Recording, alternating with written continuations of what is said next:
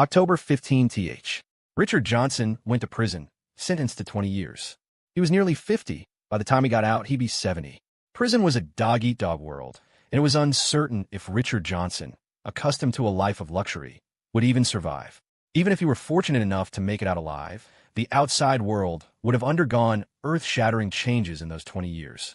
Following his imprisonment, the details of his various crimes were reported online by the police, hitting the Twitter trends that very day. On October 20th, the Johnson Group declared bankruptcy, its assets liquidated and auctioned off. William had thought that entering the Johnson family, being adopted by Richard Johnson, meant stepping into high society, where no one would look down on his status anymore. Aunt Margaret had even promised him the Johnson family trust. As soon as they died, the vast Johnson fortune would be his. It turned out to be wishful thinking. He hadn't expected the Johnson family to go bankrupt in just a few short days. He went to check the Johnson family mansion. It had already been seized, the housemaids long gone. As for the corporate headquarters, it was a massive building, and there were people inside, but far more waited outside, creditors and former employees demanding unpaid wages. There was no hope of getting anything back. After all, the boss was in prison. Technically, the Johnson family's bankruptcy shouldn't have had much to do with him. It was just that his initial hopes had been so high, the disappointment of getting nothing left him feeling bitter. William was good at convincing himself, though. The Johnson family was gone, but he had married Amelia, becoming a Harper family son-in-law. He still wouldn't lack resources or money. He was countless times better off than before. The only trouble was Sophia Thompson. She had just given birth when she saw the news about the Johnson family's bankruptcy. Now, Sophia was giving him hell, constantly calling and texting, always asking the same things. The Johnsons are bankrupt. Will you divorce Amelia and marry me? You said you'd be with me once you got the Johnson family trust. Now the family's gone. Will you still keep your promise? William, when are you coming to see your son? Do you love me? Why aren't you answering my calls? Why aren't you replying to my texts? William, don't think I won't take our son and go find Ms. Harper. William had developed an almost conditioned dread of Sophia Thompson. Every time he saw her name pop up on his phone, his emotions went on a roller coaster, terrified that Amelia would find out something. He had considered dealing with Sophia, getting her out of the picture, but hadn't found the right opportunity. The original plan was to take her to the Hamptons estate. Fewer people there, easier to act. But Sophia had inexplicably changed her mind, absolutely refusing to go.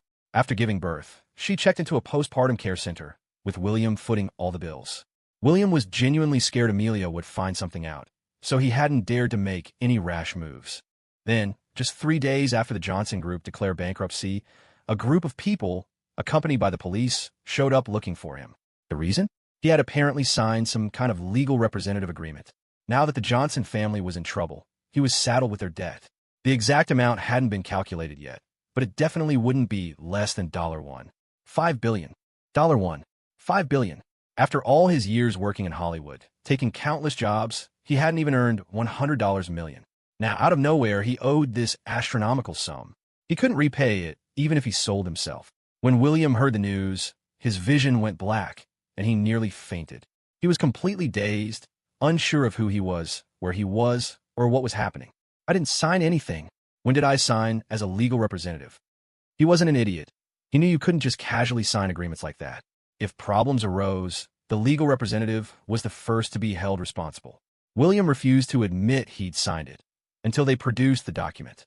Look here, isn't this your handwriting? You even put your thumbprint. Don't try to deny it. William suddenly remembered.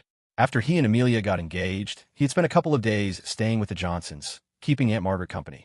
Aunt Margaret had been distraught, almost hysterical daily, because of Richard Johnson's affairs. That night, she had pulled out a thick stack of documents, urging him to sign, saying she wanted to leave the Johnson family trust to him. Blinded by the unexpected windfall, he hadn't checked carefully. He'd merely glanced at it, confirmed it looked like an asset transfer, and started signing and pressing his thumbprint. After signing, he had fantasized constantly, wishing Aunt Margaret would die quickly so he could inherit the fortune. Not only did he not inherit anything, but he was now burdened with enormous debt. These debts felt like a crushing mountain, squeezing the breath out of him. People say you learn best the hard way, often in one painful lesson. But this price was far too steep. There was simply no way he could repay this debt. His current regret was as immense as his initial anticipation had been. William was sick with regret, kicking himself. If he could go back in time, he'd slap his past self senseless. William scrambled to explain. I honestly didn't know what I was signing. I was tricked, but outsiders only recognized what was written in black and white. Since he had signed, he had to bear the legal responsibility. If they let him off just because he claimed ignorance, what was the point of the law? Lately, Benjamin Harper and Amelia were overwhelmed dealing with issues related to Harper Tower. William absolutely didn't dare tell them about his own mess. He was terrified that their barely begun marriage would instantly turn into a divorce. Benjamin Harper was purely mercenary. He discarded anything or anyone that offered him no benefit. Since the Johnson family's bankruptcy, Benjamin already looked down on William. If he found out William owed $5 billion, he'd surely kick him out immediately. As for Amelia, before the wedding, there might have been some lingering affection from their past. But now that they were married, she barely spoke to him. The marriage felt like widowhood. William refused to admit he'd signed the papers, no matter what. He decided to visit Aunt Margaret, hoping to find some way out. The Springfield Mental Health Center, where Aunt Margaret was confined, wasn't much different from a prison. Visiting required going through procedures. When William saw Aunt Margaret, he almost didn't recognize her. Her head was shaved bald, her face bruised and swollen. One of her eyes had been blinded by Richard Johnson, making her look at people askance. Aunt Margaret was clearly traumatized by the beatings. She trembled uncontrollably at the slightest disturbance, curled up on the bed, muttering deliriously, "Don't hit me. I was wrong." William had seen pictures online of Aunt Margaret's pitiful state, but the photos couldn't compare to the reality. In person, she was far worse off. She couldn't even manage basic needs like eating, drinking, or using the toilet without assistance. This facility was clearly no Mayo Clinic. No one was taking proper care of her.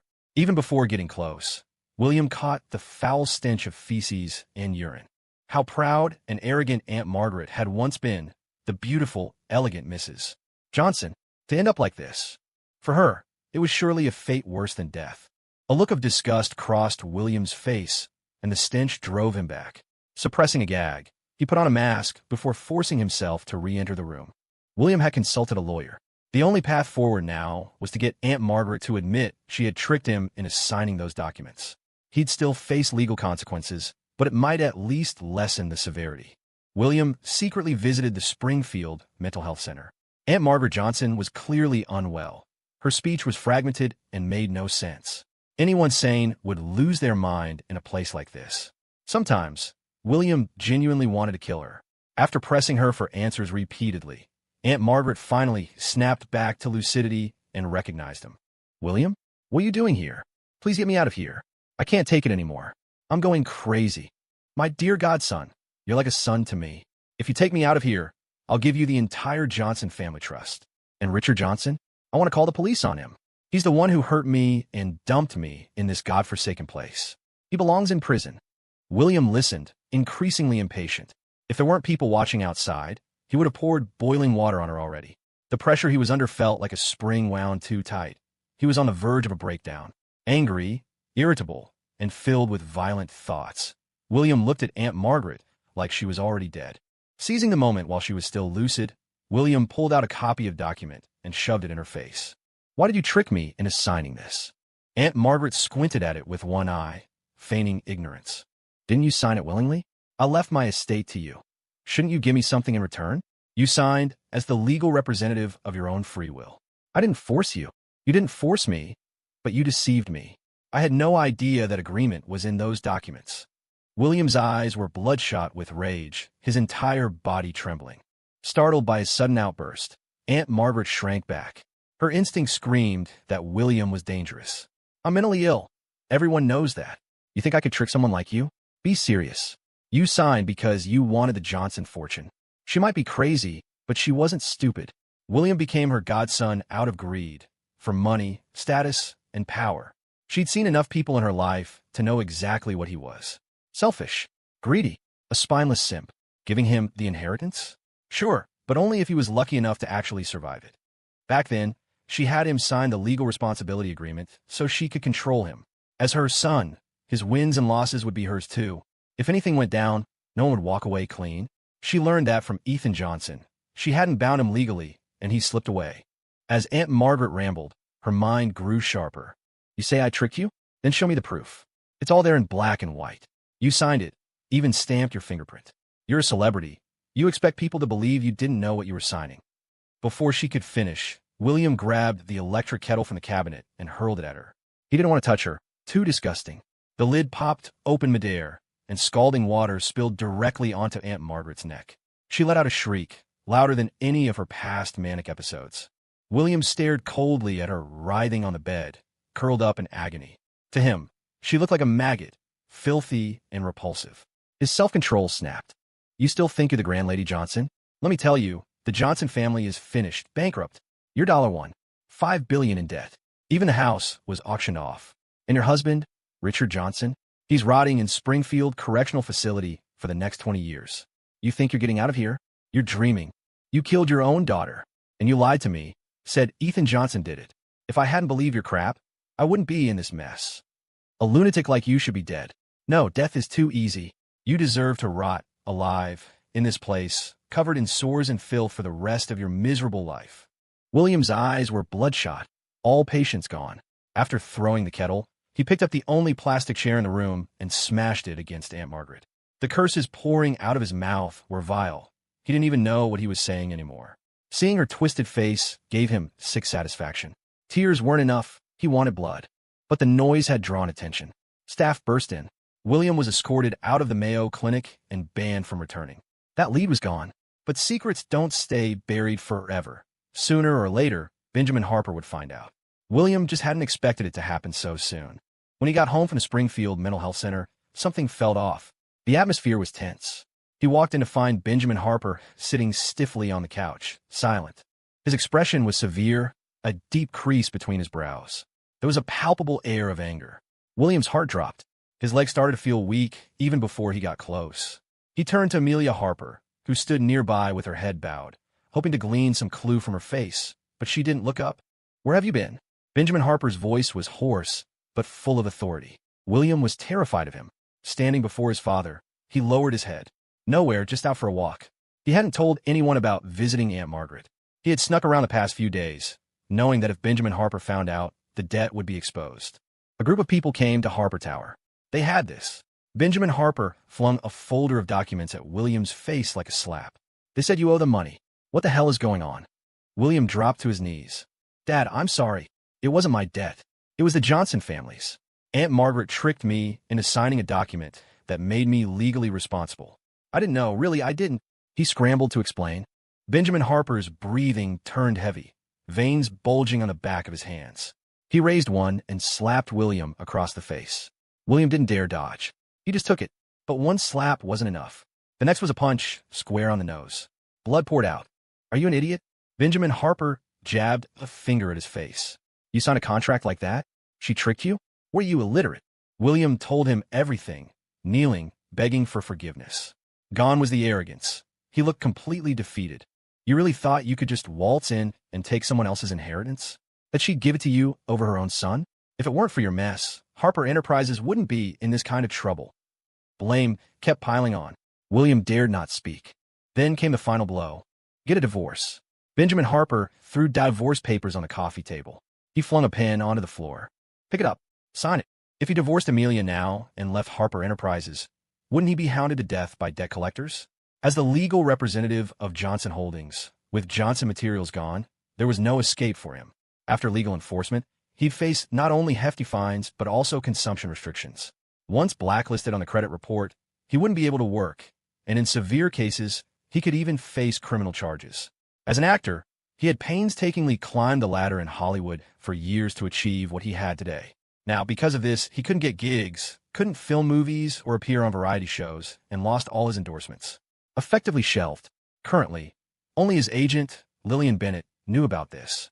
Lillian Bennett had kept it well hidden from the company, only telling him to resolve it quickly. No matter what, he was still Harper Enterprises' son-in-law. The problem wasn't insurmountable. If Benjamin Harper was willing to lend a hand, it could be solved. But unexpectedly, Benjamin Harper didn't even ask him a single question before deciding to abandon him. He and Amelia had just gotten their civil marriage registration. Benjamin Harper threw the pen on the floor. Seeing William unresponsive, he tossed a check onto him. His expression was disdainful, looking at William as if he were vermin in a trash heap. Sign the papers, and this $5 million is yours. It was like tossing charity utterly devoid of respect. He had always looked down on William. If Amelia hadn't made such a public fuss about wanting to be with him back then, he never would have agreed to this marriage. Benjamin Harper was a shrewd judge of character. People like William lacked real intellect, possessing only petty tricks.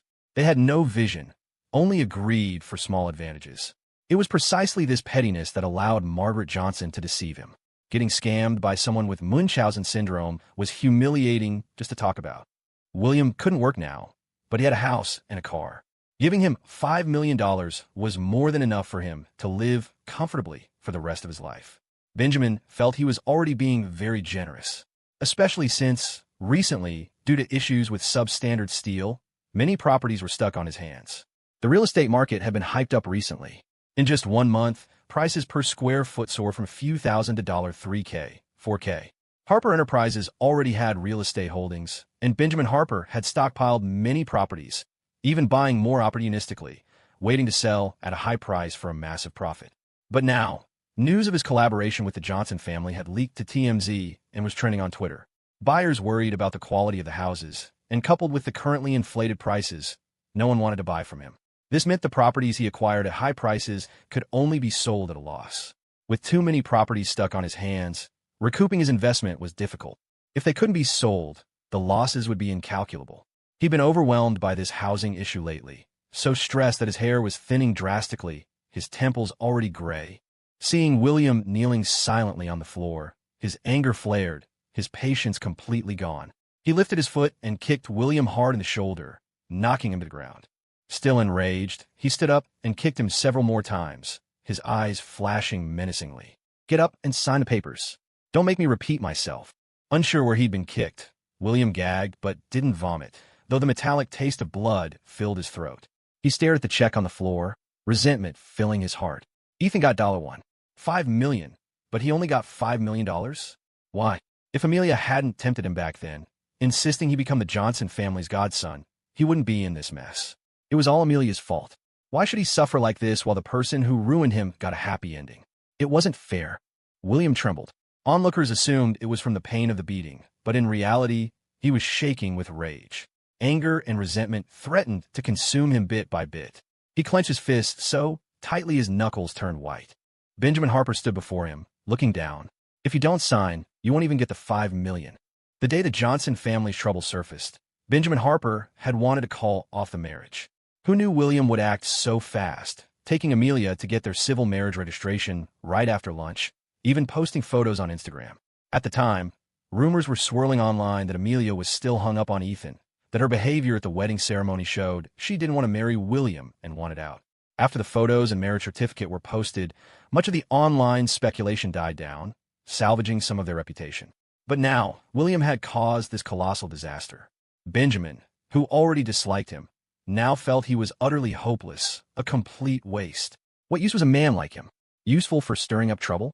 Useful for owing billions in debt? Or useful for being incompetent at everything? Unable even to handle something as simple as taking care of Amelia, as well as Ethan could? Take last month, when Amelia was filming a variety show, she got hit by someone and had a truffle allergy reaction. If Ethan had been taking care of her, none of that would have happened. William wouldn't sign. If he got divorced, his life was over. Staying with Harper Enterprises meant he could at least spend their money, and with their backing, those people outside wouldn't dare to bother him. William climbed up from the floor, only to kneel again. Kneeling was humiliating, but he treated it like acting. He kowtowed while begging, "Dad, please forgive me this once. I know I was wrong. I'll never do it again. Let me stay. I'll take good care of Amelia. We just got married. Getting divorced now will make us a laughingstock. If anyone's going to be laughed at, it'll be you." People naturally look out for themselves. Everyone understands that. Seeing that pleading with Benjamin Harper was futile, William crawled on his knees towards Amelia, grabbing her hand tremblingly. "Amelia, wife, you won't abandon me, right? We've known each other for so many years, grew up together. Our childhood, sweethearts bond. I've loved you for so long. I'd do anything for you. We finally got married. Are you really going to leave me and divorce me now?" Benjamin Harper remained silent, watching Amelia coldly, waiting for her answer. He hoped his daughter wouldn't disappoint him this time.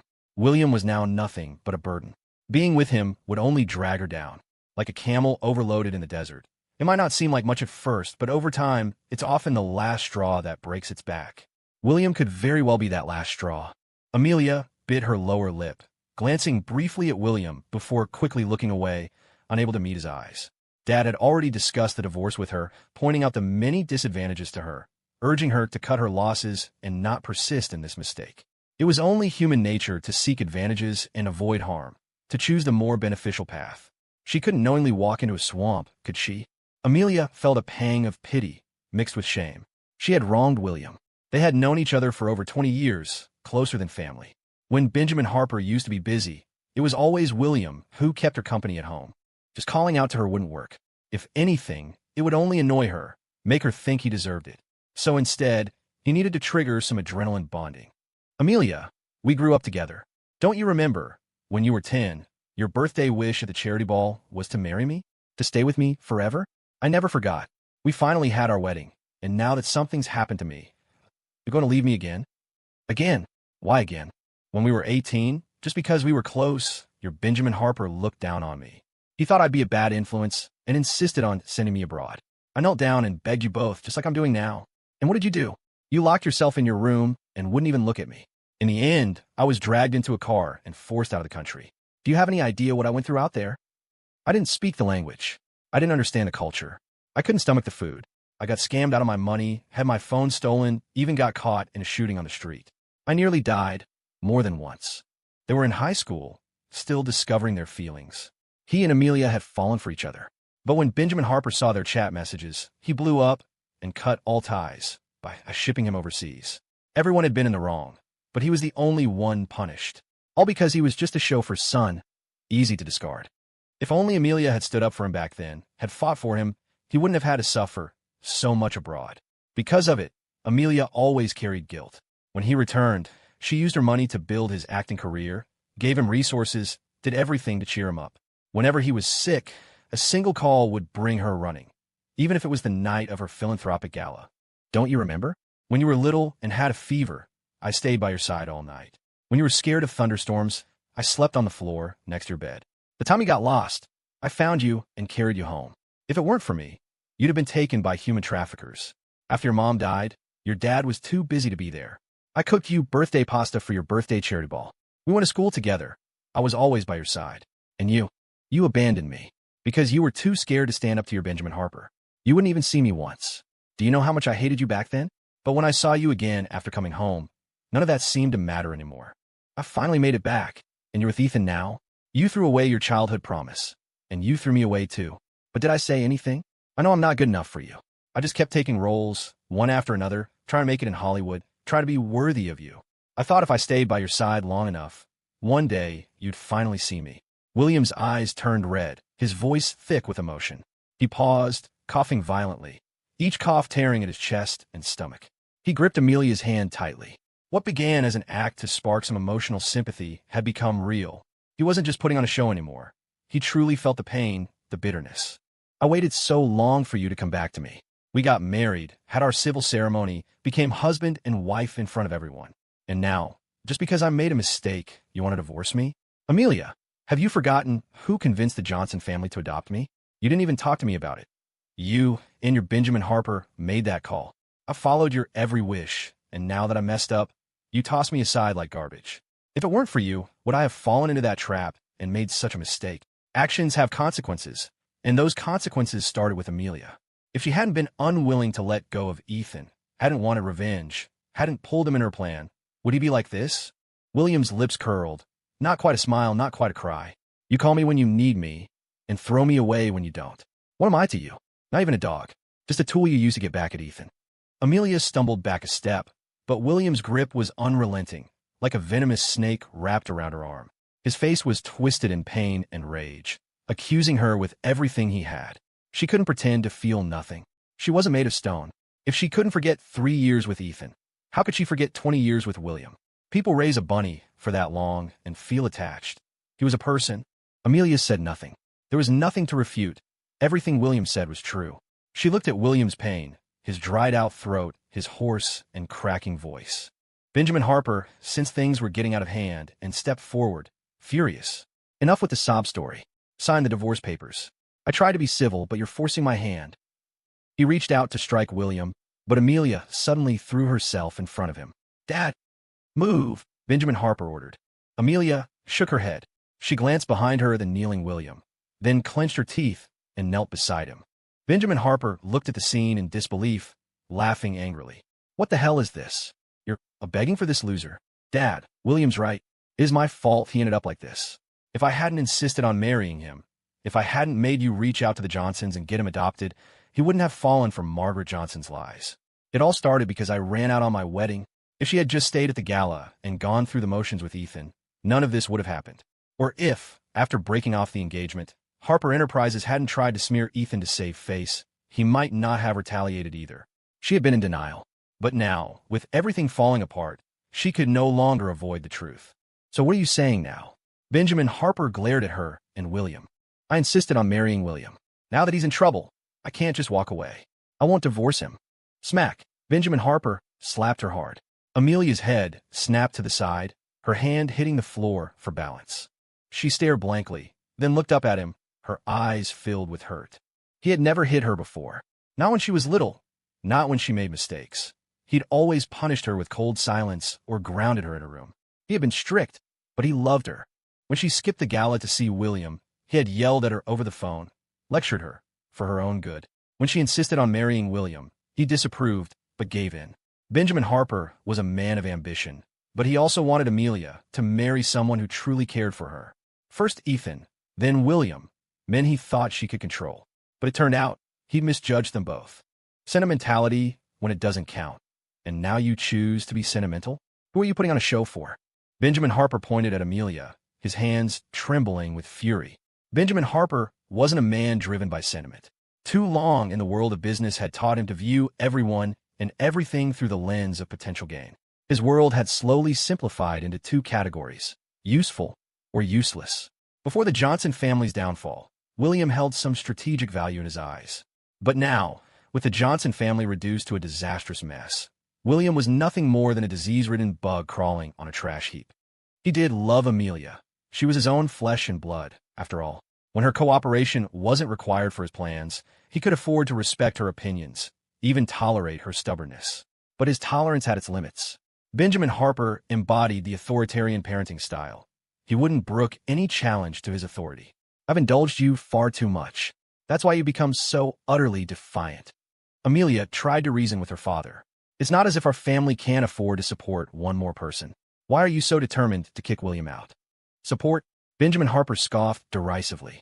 You support pets? Cats and dogs. What dignity is there in supporting a grown man? Besides, do you have any clue how much trouble follows him? Things will resolve themselves in time. Amelia's voice trailed off, her earlier conviction fading. Easy for her to say. They had signed a prenuptial agreement. William's debts and legal liabilities couldn't touch Amelia at present. But what about the future? The longer they stayed together, the more intertwined their lives would become. As ties strengthened, so too would the entanglement of their interests, making a clean separation nearly impossible down the line. The cold smirk on Benjamin Harper's face stung Amelia. Dad, is everything about self-interest to you? Keep those who benefit you. Discard them when they're useless? It's William today. Will it be me tomorrow? If William and I divorce, will you instantly line up the next candidate for me? William might not be the outstanding man you wanted, but at least he treats me well. And since I am married to him, I won't just cast him aside.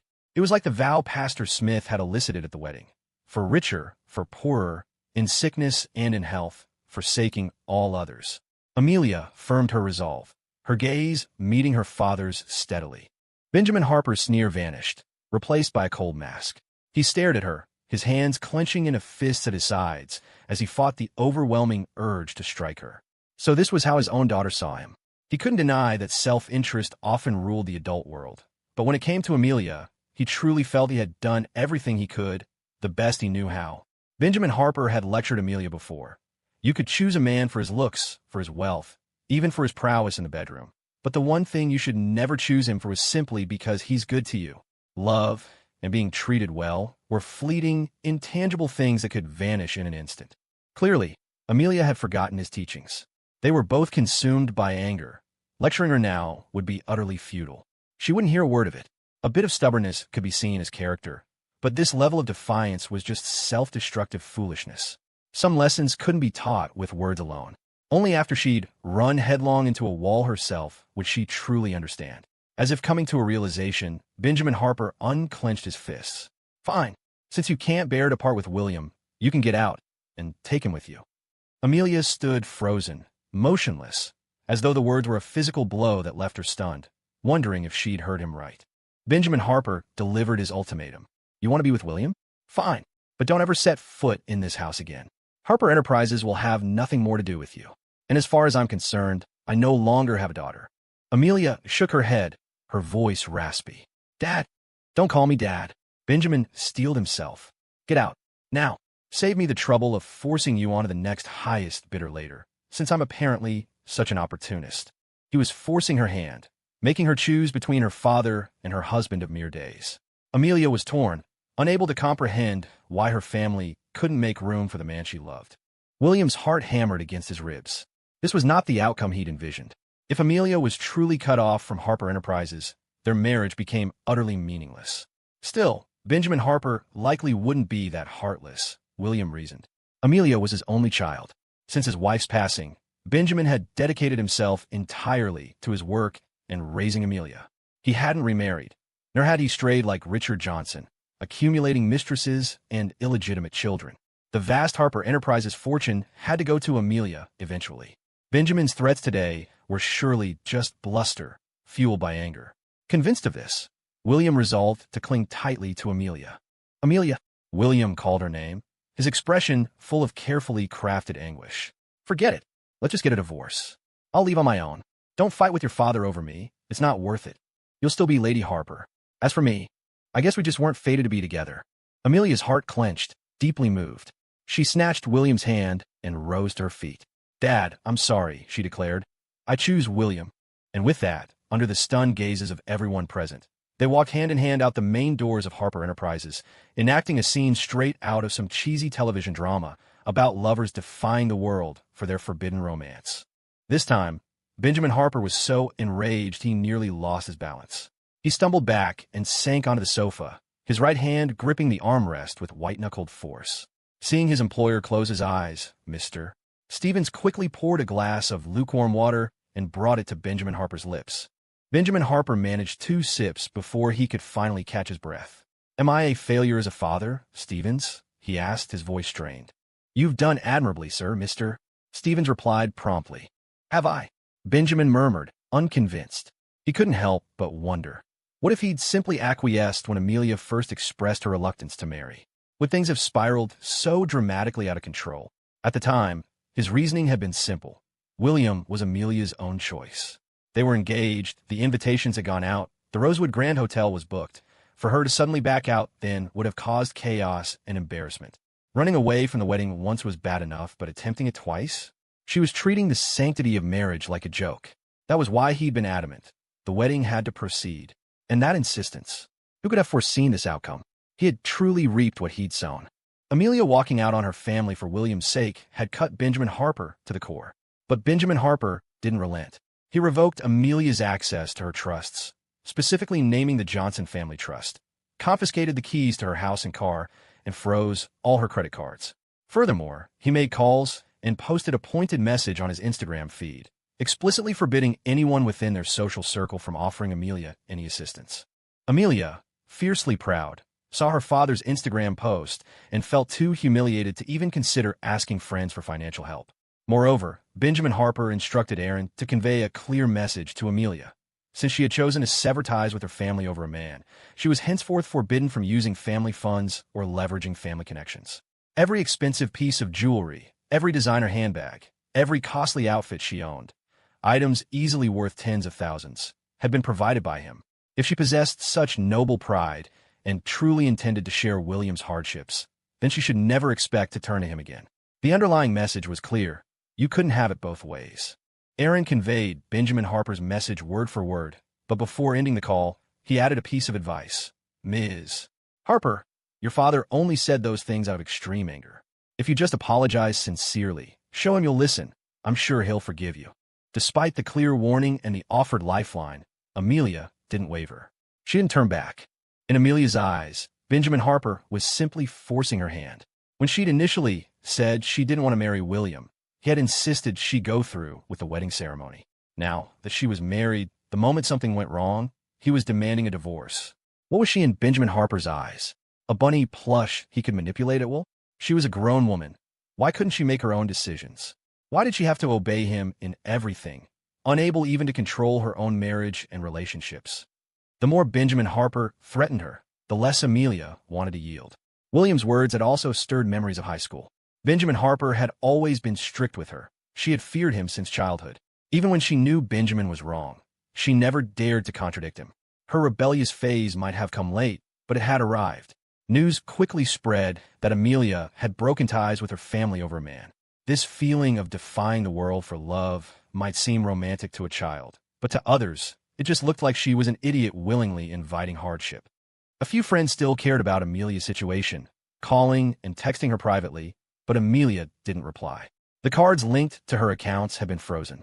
All she had was the readily accessible cash in her digital wallet, maybe 20 or 30,000, enough to get by for a while.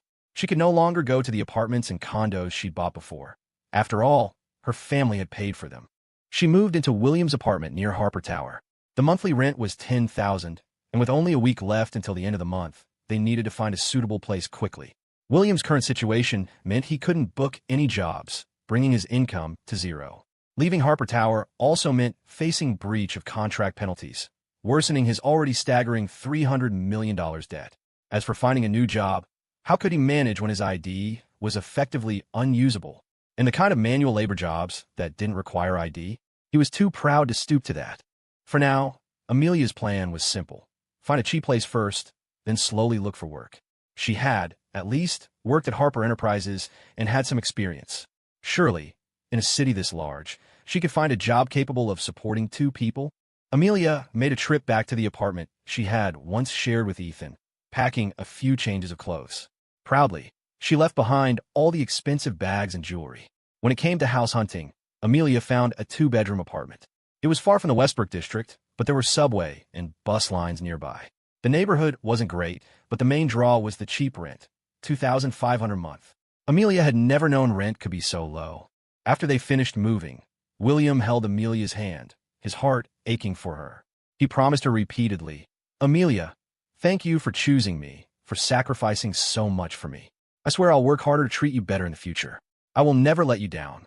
A man's promises are only truly real in the moment they are spoken. Unfortunately, Amelia didn't understand this truth back then. In a cramped Brooklyn loft, she believed that if they just worked hard, they could build a good life and overcome any obstacle. Sometimes she still thought of Ethan, remembering his coldness at the wedding ceremony. A dream she couldn't return to, a person lost, a connection severed. A stubbornness simmered inside Amelia. Everyone laughed at her, said she'd made the wrong choice. Well, she would make damn sure she lived well. She would prove that even after leaving Harper Enterprises, she would thrive. She wouldn't regret it. As for Ethan, he'd merely been kind to her for those 3 years. Anything he could do, William could do too, maybe even better. After settling in, Amelia started her job search. She actually managed to land a position as a CEO's executive assistant. She assumed she got it based on her resume, but in reality, her employer had recognized her as Benjamin Harper's daughter and hired her because of it. Back at Harper Enterprises, Amelia had been inconsistent, working sporadically and never taking it seriously. She thought being an executive assistant would be simple, mostly running errands, but she hadn't expected it to be so complex. Once, she accidentally misplaced an important file and had to work frantically until 2 in the morning to recreate it. She knew work was tiring, but she hadn't realized just how exhausting it could be. Yet, this was just a normal day for an ordinary person. Ethan used to work much harder than this back at the Johnson Family Company, but he always came home on time to cook for her. After dinner, he'd return to his room to continue working. The bedroom was where he slept, and also where he worked. While Amelia was at work, William stayed home. He could cook, but not well. His specialties were instant noodles and dried noodles. Compared to Ethan's culinary skills, it was like comparing heaven and earth. Amelia always ate with a frown. When William realized she couldn't stomach his cooking, he started ordering takeout. Takeout was convenient, but expensive, and eating it often wasn't healthy. Previously, Amelia almost never ordered takeout, partly because it was unhealthy and partly because it wasn't as good as Ethan's cooking. Comparing the two, William seemed more like a simp. Couldn't cook well, couldn't even clean the house properly. Ethan knew that Benjamin Harper had kicked Amelia out. That she would go to such lengths for William was entirely within his expectations. Richard Johnson was in prison, and Margaret Johnson was confined to Springfield Psychiatric Hospital. Both were demanding to see Ethan, but he refused them all. He could easily imagine what they would say. He wasn't masochistic enough to seek out their abuse. He already knew how miserable they were. The rest was simply cutting off all ties until death. Besides, Ethan was extremely busy these days and had no extra energy to waste on them. Apart from making money, Ethan had been keeping a close eye on Sophia Thompson. After confirming that the child she carried was William's, he anonymously contacted her, warning her to be careful William didn't try to kill her. Not long after, Sophia Thompson checked into the Mayo Clinic, clearly having taken his warning to heart. On the day of William's wedding, she gave birth to a baby boy at the Mayo Clinic. A detective sent Ethan photos. With just one glance, Ethan knew. This child was the adopted son who had pulled out his oxygen tube in his previous life. When Ethan had adopted him, the boy was only a couple of years younger, and a toddler's face looks very different from a newborn's. Ethan recognized him instantly because his adopted son had a distinctive black birthmark on his arm. In the photos the detective sent, the birthmark was identical in the exact same spot. Because he had long anticipated this outcome, Ethan wasn't surprised. But anger was definitely there. The thought that the child he had raised in his past life was William's spawn made him feel nauseated with disgust. Ethan remembered the first time he met the child. The boy had toddled towards him, and the first word out of his mouth was "Daddy." At that moment, Ethan had thought, regardless of whether he was biologically his or not, since he was raising him, he would do it with all his heart, give him the best possible life, and treat him as his own son. Initially, the child had been very attached to him. But then, at some point, he started disobeying. "I hate Daddy," became a common refrain. He clung to William, pointing at the TV and saying, "I don't want to study. I want to be a big star like Uncle Hayes. Uncle Hayes never forces me to do homework. He buys me buffalo wings and ice cream. Daddy, do you know why Mommy doesn't like you? Because you're not as great as Uncle Hayes. So many people like Uncle Hayes. What's wrong with me liking him too? Dad, you're so boring. All you ever do is work and chores. You're no fun at all. That's why Mom doesn't like you. All you care about is making me study and do homework. I hate math class, and I don't want to learn English. You never think about how I feel. To you, I'm just some robot. Uncle Hayes feels sorry for me. He buys me toys and helps me collect baseball cards. He told me everyone deserves a real childhood. I wish Uncle Hayes was my dad. Everyone in my class would be so jealous. I don't want you at the parent-teacher conference. I want Mom and Uncle Hayes there." In his past life, Ethan had thought the boy was just too young to understand that he'd appreciate his efforts once he grew up. He created a rigorous study plan for his adopted son, Daniel, hired renowned tutors, and even employed professional nutritionists to manage his health. When Daniel grew up, he graduated from a prestigious university and became a company president. He stopped saying those cruel things. To outsiders, he appeared filial and mature, a model son. But only Ethan knew the truth. Daniel was distant. Ethan had felt a pang of envy watching a father and son play basketball in a park, and he'd pause whenever he saw online videos of families traveling together. His adopted son remained estranged, moving out on his own at 20. He'd call Amelia during the holidays, but pointedly ignored Ethan. Daniel eventually had a wife and son of his own, yet Ethan, in his previous life, felt utterly alone. He'd fallen into deep confusion, wondering if his approach to raising Daniel had truly been wrong. Now reborn, he finally understood. The problem wasn't his methods. The problem was the boy himself, rotten to the core. All the confusing things he could never figure out before were suddenly crystal clear. No wonder Daniel had been so close to William Hayes. No wonder Ethan's efforts to raise him properly had been futile. And no wonder Daniel had pulled out his oxygen tube, fulfilling the wishes of Amelia and his Uncle Hayes. In his past life, he'd been like a workhorse, and they were like leeches draining him dry. Perhaps even God couldn't bear to watch anymore and had granted him this second chance. He didn't know what became of them after his death in that life, but in this one, he would ensure none of them prospered. No one would escape his wrath. Since Daniel loved being with his biological father so much, well then, Ethan would just have to grant his wish, wouldn't he? Ethan began systematically selling off the properties he owned. An initial $5 million investment had snowballed into $300 million through real estate speculation. Lately, housing prices had skyrocketed, attracting widespread attention. Many seized this opportunity to make a fortune. It was an industry where fortunes were made and lost overnight. The risks were enormous, but high risk was the price of high reward. Few aimed for slow, steady gains. The Johnson family had gone bankrupt, leaving Benjamin Harper unable to handle the massive Westbrook District project alone. His capital chain snapped, forcing him to rob Peter to pay Paul. If Ethan made his money back in real estate, he wouldn't need partners cutting into his profits. Seeing the booming real estate market, Benjamin Harper decided to hold onto his existing properties, betting on further appreciation. He didn't just hold, he bought aggressively. However, by the time he bought in, prices were already at $3,000 per square foot. To break even, he'd need them to hit at least $4,000. Observing the market frenzy, he felt confident he could sell everything off once prices were speculated up to $60,000 per square foot. He brimmed with confidence, never suspecting that the mastermind fueling this bubble was Ethan. When the Johnson family scandal broke, the value of the properties in Benjamin Harper's portfolio took a hit. After prices peaked at the speculated $60,000 per square foot, they began a steep decline. Before Benjamin Harper could react, waves of online experts began predicting further drops, advising the public to hold off on buying and wait for official announcements. Soon after, the government released new regulations restricting property purchases and mandating 2 years of Social Security contributions, drastically limiting the pool of eligible buyers. Even the wealthy, regardless of their cash reserves, were barred from buying multiple properties at once. Benjamin Harper had initially aimed to sell at a break-even price of $3,000 per square foot, but now, with the government restrictions in place and sudden quality inspections plaguing his developments, prices merely stabilized instead of rebounding. Potential buyers now had more options and took their time scrutinizing properties.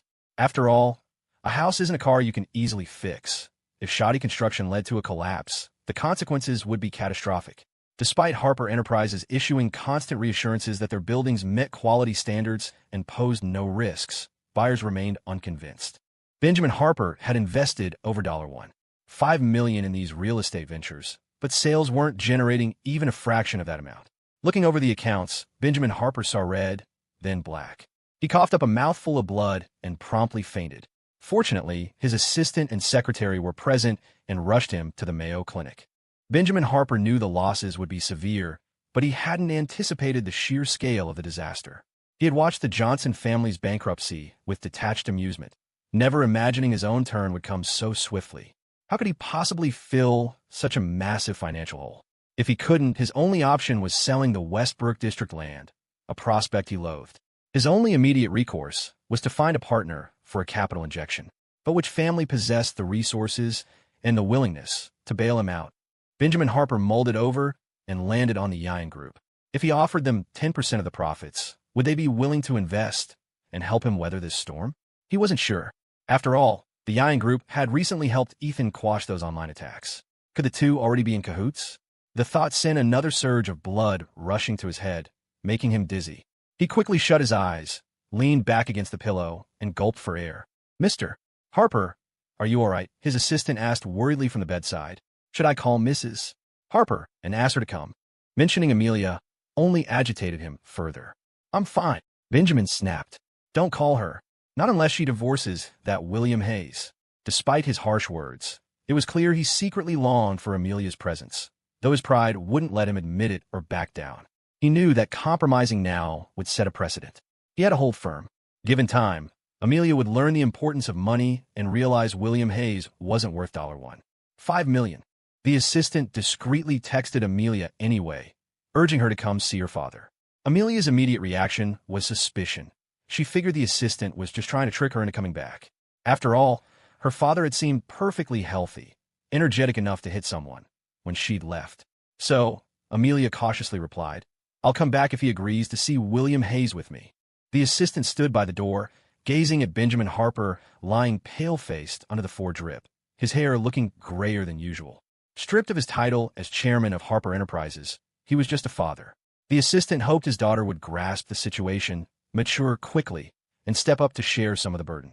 Benjamin Harper was still fixated on the Yan Group when his phone rang. It was Victor. Brother-in-law, Victor said, "I got the contact info for the boss of the Yan Group." Benjamin Harper froze, almost thinking he was hearing things. "You're telling me you got the contact information for the head of Yan Group?" "Yeah, and I asked him out for a meal." "What did he say?" "He said he doesn't have time." Victor Harper paused. "Just inviting him to dinner won't work. The intention is too obvious, and he'd see right through it." But while we were talking, He mentioned Victoria Harper. I think he might be interested in her. Brother-in-law, what do you think? Should I use Victoria Harper to curry favor and introduce her to the Yian boss? Benjamin Harper knew what he was up to. Victoria Harper was a beauty, a truly striking one. No man disliked a beautiful woman.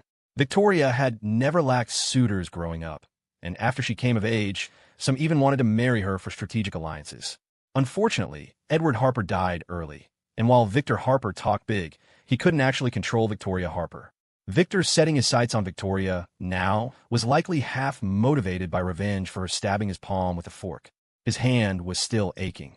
The doctor said he'd damaged a tendon, and even after healing, it wouldn't be as flexible as before. How are you going to introduce them? Benjamin asked calmly. Victoria is completely devoted to Ethan Johnson. Do you think she'll listen to you and meet the Yian boss? I'm hosting a banquet at the Harper family estate the day after tomorrow. We'll call it a birthday celebration for Victoria. Birthday? Didn't her birthday already pass? It did. Consider it a belated celebration. We'll spare no expense to make it grand.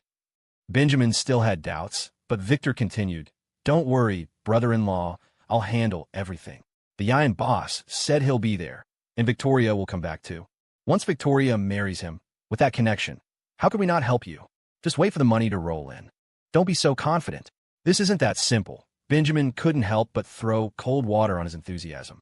Things always seemed to go wrong at crucial moments. He had to be cautious.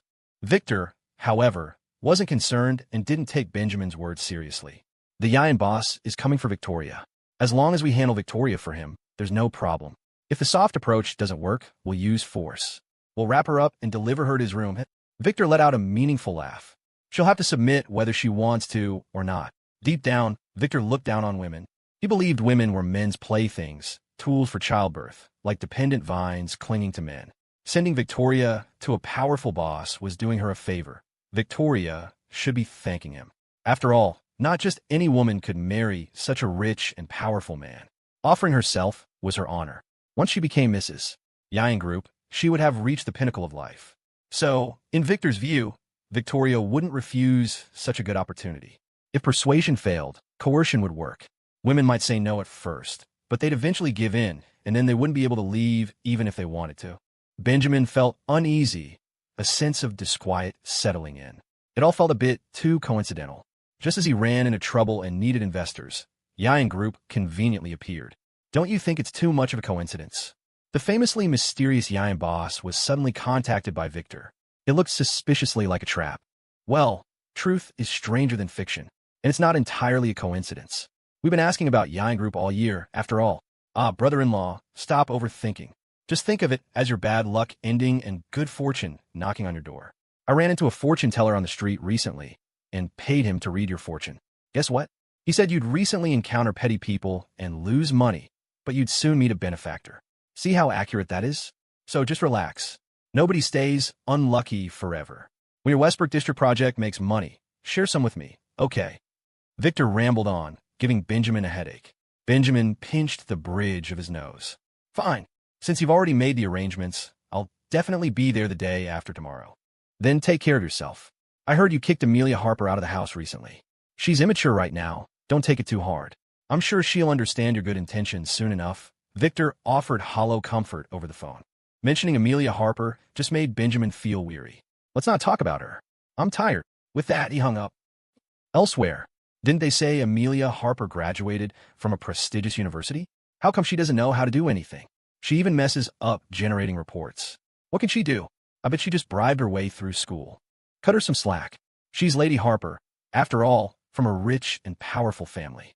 How would she know anything about ordinary life? Yeah, for poor people, work is slaving away. For rich people, it's experiencing life. Damn capitalists. She's been at Harper Tower for ages, and I have to clean up her messes every day. Why should I? I'm doing the work of two people, but only getting paid for one. She's so rich. Why is she stealing my money? Keep your voice down. Someone might hear you. The boss is still trying to get close to her. I don't care. She's just a pretty face, totally useless. Why did a perfectly fine, rich young lady come to work at this dump of a Harper Tower anyway? Outside the break room door, Amelia Harper tightened her grip on the cup in her hand. She had come to refill her boss's tea and hadn't expected to hear this. These past few days working at Harper Tower, she could clearly feel the distance others kept from her.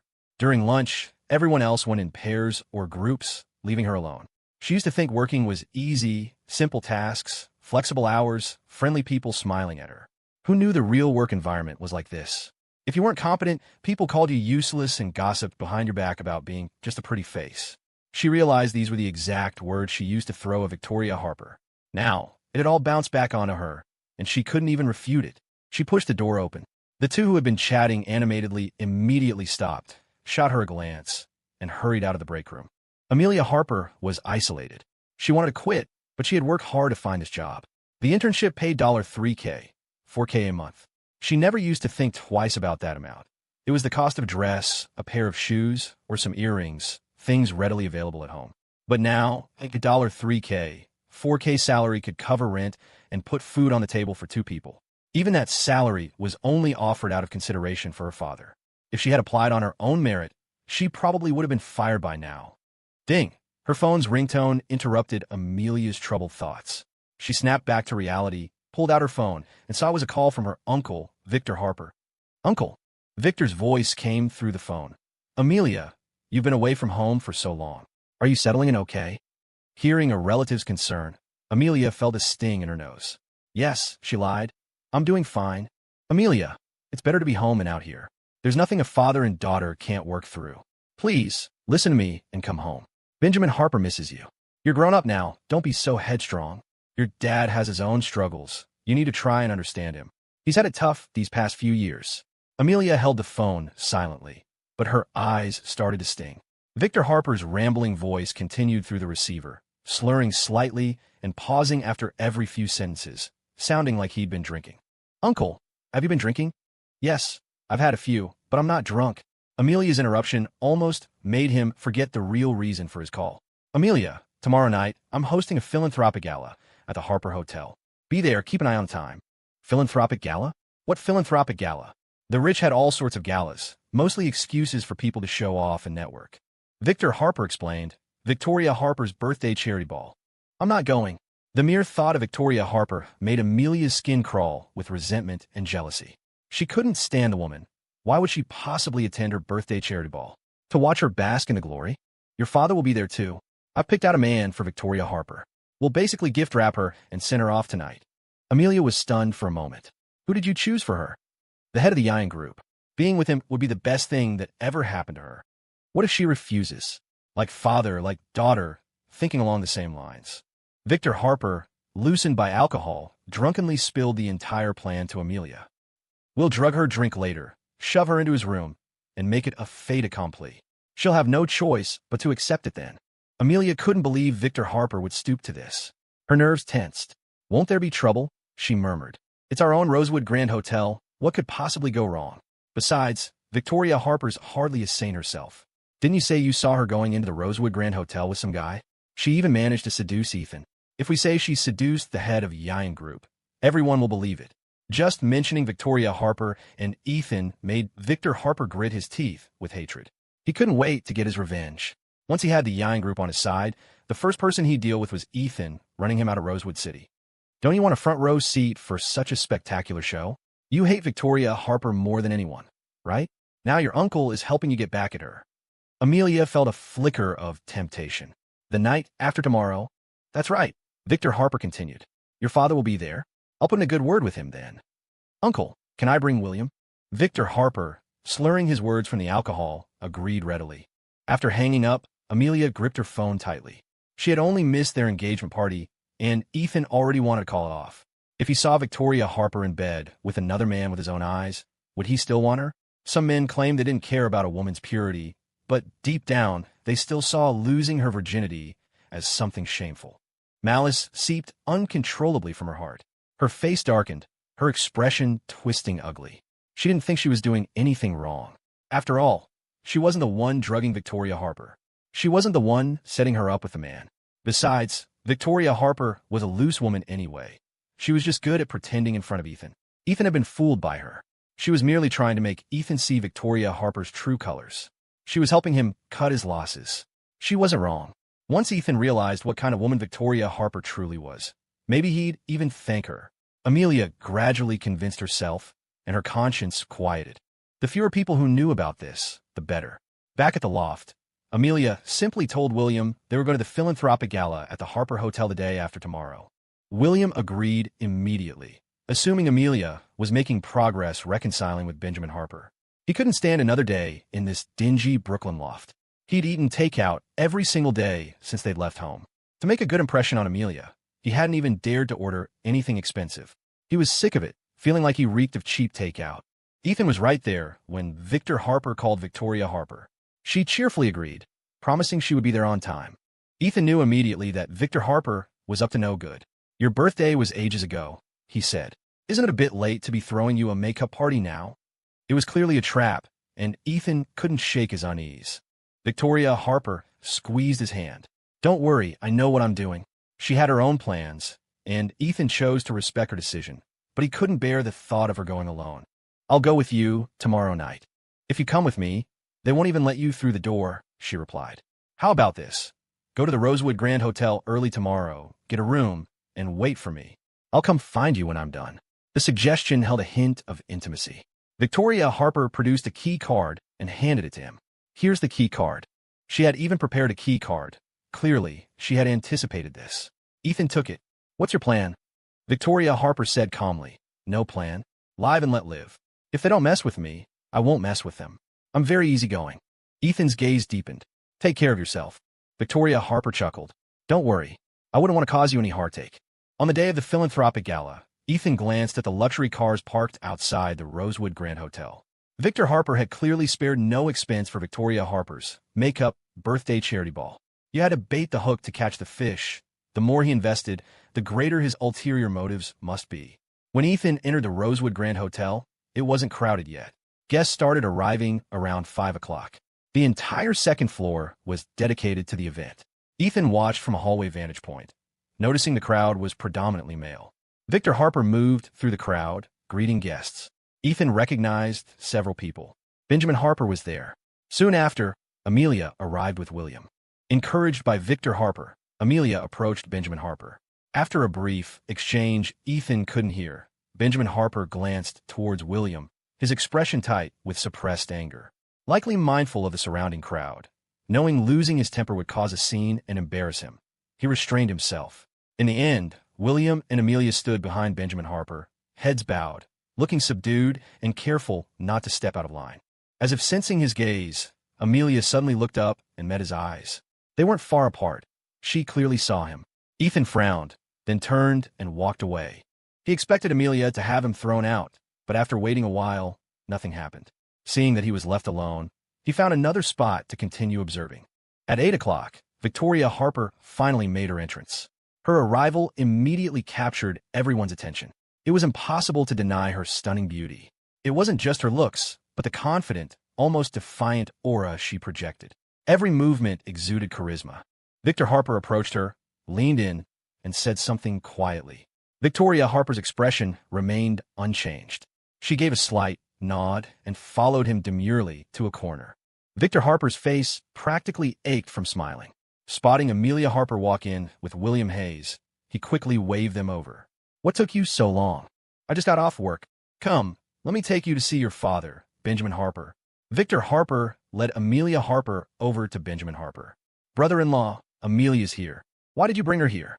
Benjamin Harper's expression, already sour, darkened further when he saw William Hayes standing behind Amelia. "Amelia just got off work. Look how drawn her face is." "Brother-in-law, even if you don't feel for your own daughter, can't you let me dote on my niece? And don't look so stern. This is an important occasion. You two should sit down and talk things over. There shouldn't be bad blood between father and daughter." "It's easy to talk when you're not the one getting burned," Amelia thought bitterly, glancing at Victor. If his family were suddenly saddled with a $5 million debt for no reason, would he still be standing here making light of it? "Dad," Amelia began, "your executive assistant mentioned you haven't been well. Are you feeling any better now? If you heard, then why didn't you come home?" Benjamin thought, irritation simmering. What good were empty words of concern? People raised children hoping for support in their old age. At this rate, he'd be lucky if she didn't worry him into an early grave. Amelia Harper lowered her head, silent. Her loyalty clearly lay with William Hayes. Benjamin Harper scoffed. "I'm fine. Not dead yet. He was all right for now. But if something serious did happen, it would be too late for Amelia to make amends. Benjamin Harper's heart grew cold. He couldn't fathom why the daughter he'd raised favored such a worthless man. The sight of William Hayes grated on him more and more. He wished he could take a stick to him. But at an event like this, Benjamin couldn't lose his temper. He settled for a stony expression. "What are you doing standing there in the way? Get behind me." Amelia Harper moved quietly, William Hayes sticking close behind her. He wanted to speak, but felt anything he said in this situation would be wrong. The more said, the more potential for error. It was better to stay silent and let Amelia handle it. Just as Amelia Harper stepped behind Benjamin Harper, she felt a gaze on her from above. Or perhaps it was just her imagination. Looking up, her eyes instantly found Ethan. The sight of him made her eyes light up unconsciously. Why is Ethan here? Did he come with Victoria Harper? Nothing good ever came of Ethan and Victoria Harper appearing together.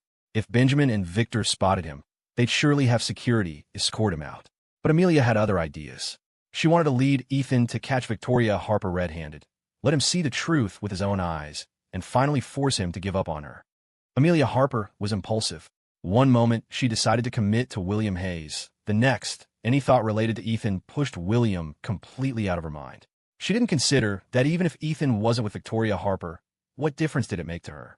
Without Victoria, there would just be another woman. Ethan had plenty of options, and she wasn't one of them. Amelia Harper headed for the powder room. But halfway there, she changed direction and went to the front desk, asking the receptionist to look up Ethan's room information. By the time Amelia Harper returned, Victoria Harper had arrived, and Victor Harper was busy introducing her to the guests. Amelia Harper glanced toward the corner. So that's the mysterious boss of Yayan Group? He looked surprisingly ordinary, nothing compared to Ethan. Yet, there was something familiar about him, like she'd seen him somewhere before. Amelia had assumed the founder of such a massive corporation would be older, at least her father's age. She was surprised to see he looked quite young, likely only in his 30s. Amelia Harper scanned the upper level. Ethan was gone. Victor Harper led Victoria Harper over. "Victoria, this is the CEO of Yayan Group, Mr. Joe." Victoria Harper inclined her head with a smile. "Mr. Joe, a pleasure to finally meet you. I've heard so much about you." "Hello." He gave a slight nod. Victor Harper, focused on networking with Mr. Joe, failed to notice the man's stiffened gaze and the slight twitch at the corner of his mouth upon seeing Victoria Harper. Seeing Amelia Harper return, Victor Harper, playing the role of the considerate uncle, beckoned her over. Opportunities to meet such influential figures were rare. Making connections couldn't hurt. "Amelia, come over and meet Mr. Joe from Yayan Group." Not wanting to be outdone by Victoria Harper, Amelia stepped forward with composure. "Mr. Joe, hello. My father and uncle speak of you often. Founding Yayan Group is truly impressive. Actually, my Aunt Victoria mentioned she knows you and offered to introduce us. Is that correct?" Victor Harper's expression flickered. Victoria definitely didn't know Mr. Joe. If she did, she wouldn't have needed Victor's introduction. A little vanity was one thing, but brazenly lying like this was simply shameless. Mr. Joe glanced briefly at Victoria Harper before his eyes settled back on Amelia. "Is that so? I don't recall." Amelia scoffed inwardly. "Just as I thought, Victoria doesn't have the connections. Perhaps my aunt was mistaken then, or maybe she confused you with someone else." Victor Harper quickly tried to smooth things over. "Mr. Joe, please pay it no mind." "Not at all. It's my pleasure to meet you, Ms. Harper, tonight." Seeing Mr. Joe's agreeable attitude, Victor Harper felt reassured that the evening's goal was secure. Amelia pressed further. "Mr. Joe, I'm curious. Are you close with Ethan?" "Not particularly." "Then why did you help him like that?" Mr. Joe replied coolly. "He's a friend of friend. My friend asked for a favor, so I obliged. Any further questions?" Amelia sensed something wasn't quite right, but she couldn't put her finger on it. Victoria Harper had quietly taken a seat beside Mr. Joe. Picking up a flute from the champagne tower, she swirled the liquid. "Amelia, are you writing a book? Why all the questions?" Amelia opened her mouth to retort, but Victor Harper cut her off. "Amelia, come help me greet the other guests. Victoria, you keep Mr. Joe company." Catching Victor's warning glance, Victoria nodded obediently.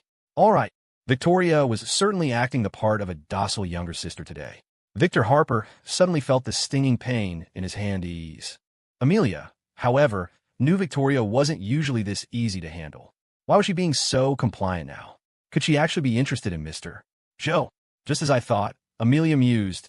Her supposed love for Ethan is all an act. Ethan needs to see her fawning over this man. It's pathetic. The moment Victor and Amelia walked away, Victoria pulled out her phone right in front of Mr. Joe and called Ethan. As soon as it connected, she purred. "Are you watching me again? Be a good boy and go back to your room." Watching Victoria hang up, Mr. Joe wore an indescribable expression.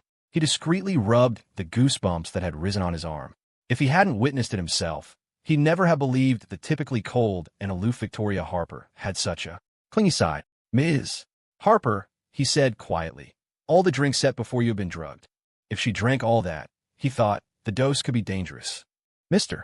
Joe was Victoria Harper's executive assistant.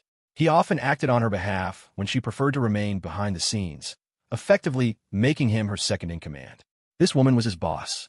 So, learning that Victor Harper intended to offer Victoria to him as a mistress, planning to practically gift-wrap her for a one-night stand at his room, had sent Mr. Joe's heart into overdrive. He knew it was all part of a charade, but he couldn't quell the nervous flutter in his chest. Joe Kwan asked, "Harper Enterprises, how do you think I did tonight?" "Not bad. Remember this for Thanksgiving."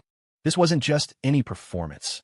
He had to pull off the role of a man obsessed with Victoria Harper's beauty, eager, almost desperate, while still holding on to the dominant aura of a CEO, detached, arrogant, treating people like playthings.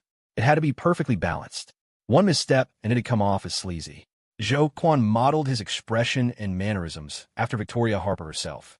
He'd been around long enough to handle big scenes like this, and only someone like him could portray the sharp, ruthless energy expected of Yang Group's boss.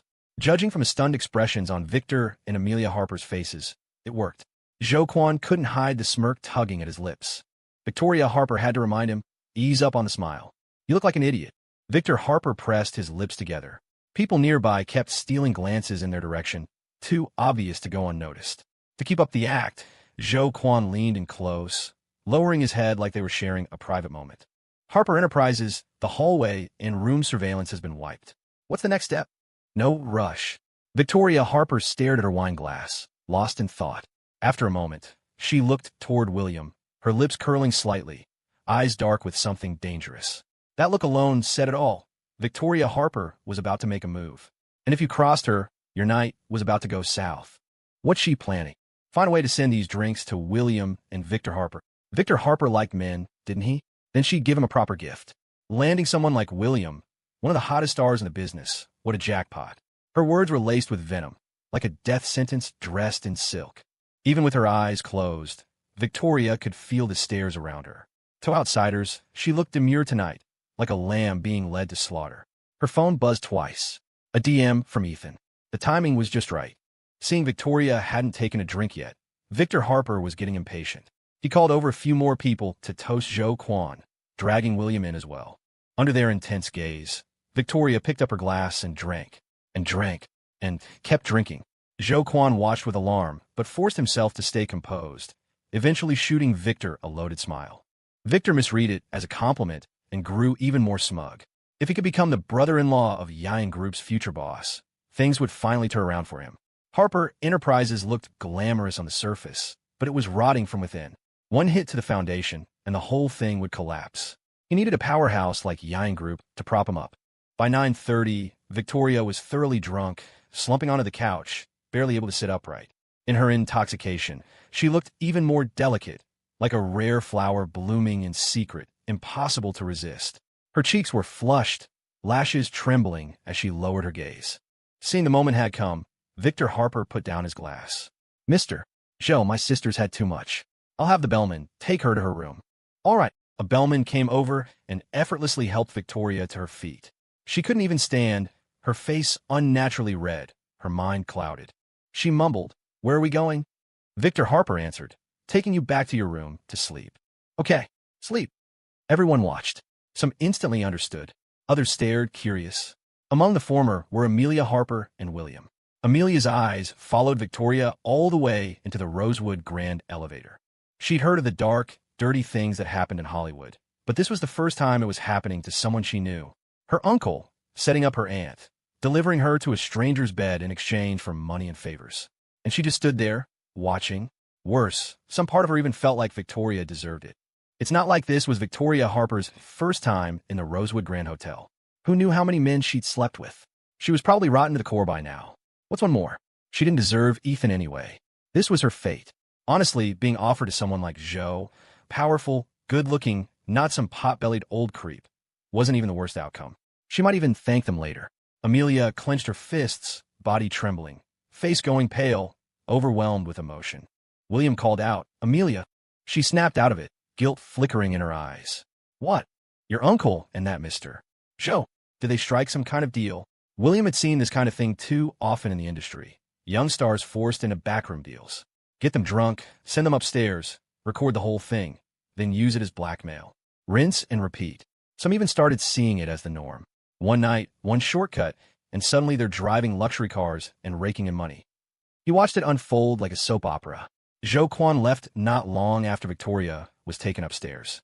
William, full of schadenfreude, felt no sympathy. He looked down on Ethan, and even more on Victoria Harper, the woman who used to like him. They ruined his wedding. Now it was their turn to suffer. Let Victoria be reduced to a toy for men. Didn't Ethan like her? Well, now he'd get to see her in someone else's bed. That had a sting. But what could Ethan do? No power, no influence. The only reason his Twitter scandal got handled was thanks to Yain Group. And now, their boss had set his sights on Ethan's woman. All he could do was stand aside like a good little simp, and maybe even clap when told. The thought thrilled William. This was justice. If Victoria Harper ends up with Mr. Joe, Benjamin Harper's financial troubles are over. Might even take care of my debts too. The more he thought about it, the more pleased he became. Sacrifice one Victoria Harper, and everyone else benefits? What a deal. He couldn't help but blurt out, "This is perfect." Amelia stared at him. "You really think this is a good thing?" "Why wouldn't it be?" William said. "Benjamin's happy. Your uncle's happy. And you've always hated Victoria Harper, haven't you? She hit you last time. This is karma. Don't feel guilty. Don't blame yourself. This is just her destiny. If she's lucky, maybe she'll marry Mr. Joe and pop out a kid." William shared the same mindset as Victor Harper. Women like Victoria had no real value unless they latched on a powerful man. Just a pretty vase waiting for a collector. She had nothing going for her. No job. Living off Thanksgiving bonuses, spending like crazy, stirring up scandal with Ethan on a dating show. William laid it out plainly. "But honestly, I doubt Mr. Joe's planning to marry her. He probably just thinks she's hot and wants a little fun. You marry a woman with a clean past, not someone like her." Feeling relaxed about the bright future ahead, William let go of his inhibitions. He indulged freely, finding the fine food and drinks of the Grand Hotel much more to his liking. Having gotten a bit carried away, William started feeling dizzy and hot. "Amelia, I want to get a room and rest. It's too late to head back tonight, right? Besides, you don't work tomorrow since it's Saturday." Amelia had her own agenda.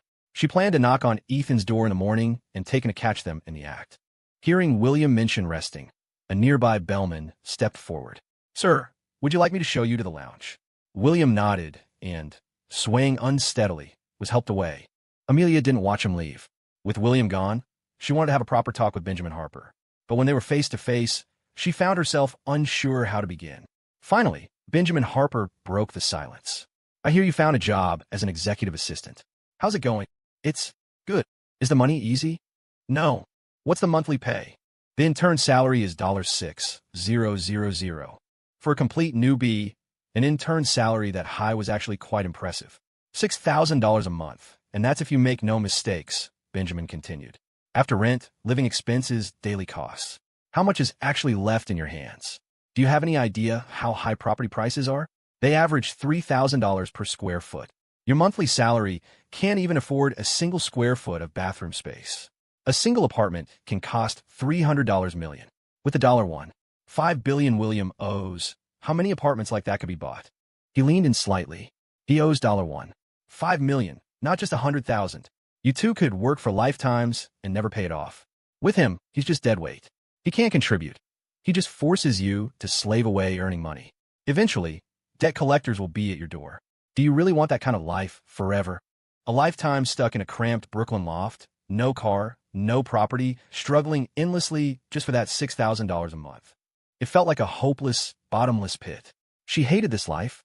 She still longed for the days of being chauffeured in a Harper limousine, splurging freely, living in a mansion with personal chefs and housemaids, buying six-figure jewelry on a whim, where a single dress cost $6,000. Benjamin Harper had laid it all out. Amelia's stubbornness stemmed from her belief that he would eventually relent and take her back. She acted with impunity, relying on her status as the sole heiress of Harper Enterprises and banking on her father's inability to truly let her suffer. In this Cold War between them, she was waiting for her father to yield first. After all, she thought she had plenty of time. But life away from home was proving unbearable.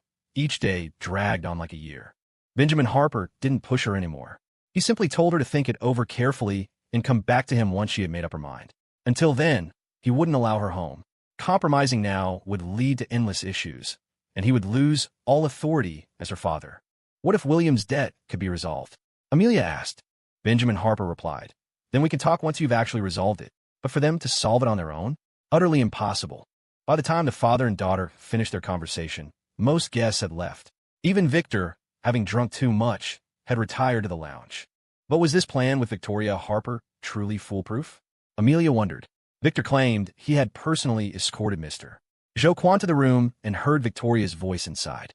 He assured her that nothing could go wrong at their own Rosewood Grand Hotel, with their own staff involved. Still uneasy, Amelia went upstairs for a quick peek. She saw security personnel stationed in the hallway near the room, their presence a clear do not approach warning. Afraid of looking suspicious, Amelia quickly left. Amelia didn't sleep that night. She lay awake, staring blankly at her phone, her thoughts oscillating between Ethan and her father's harsh words. Any fondness she once had for William was long gone. She used to see him as her childhood sweetheart, almost an older brother figure, two lonely souls who had found light in each other. But now, that light had dimmed, flickering like a dying candle flame. Since being with William, she'd realized he wasn't the person she'd built him up to be. His character was questionable. This was especially clear from his comments about Victoria Harper earlier. Although Amelia despised Victoria and wouldn't mind seeing her downfall, hearing William speak that way left a sour taste in her mouth. It felt deeply wrong. If sacrificing Amelia ever benefited him, wouldn't William trade her away without a second thought? The moment she was inside the room, Victoria Harper was instantly alert.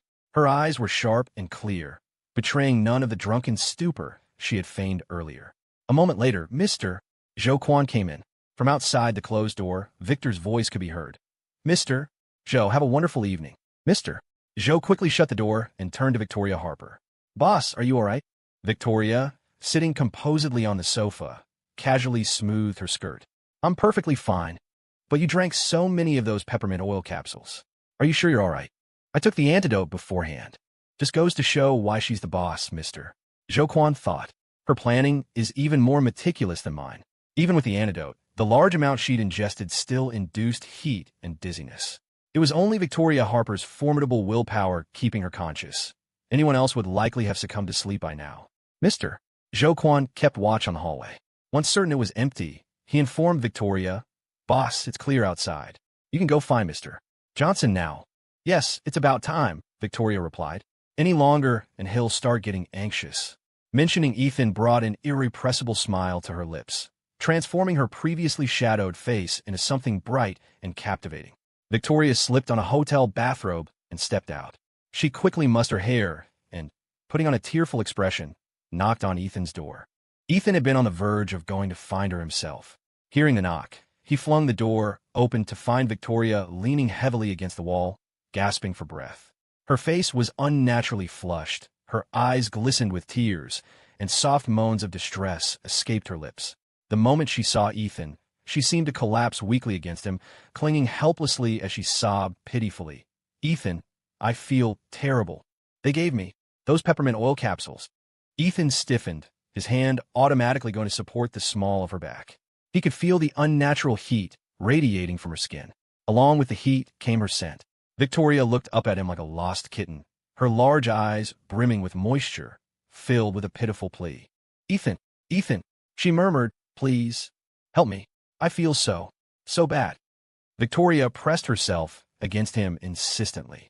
Despite supposedly being weakened by the peppermint oil capsules, she pushed with surprising force, causing Ethan to stumble back into his room as the door slammed shut behind him. The slam of the door seemed to jolt Ethan back to his senses.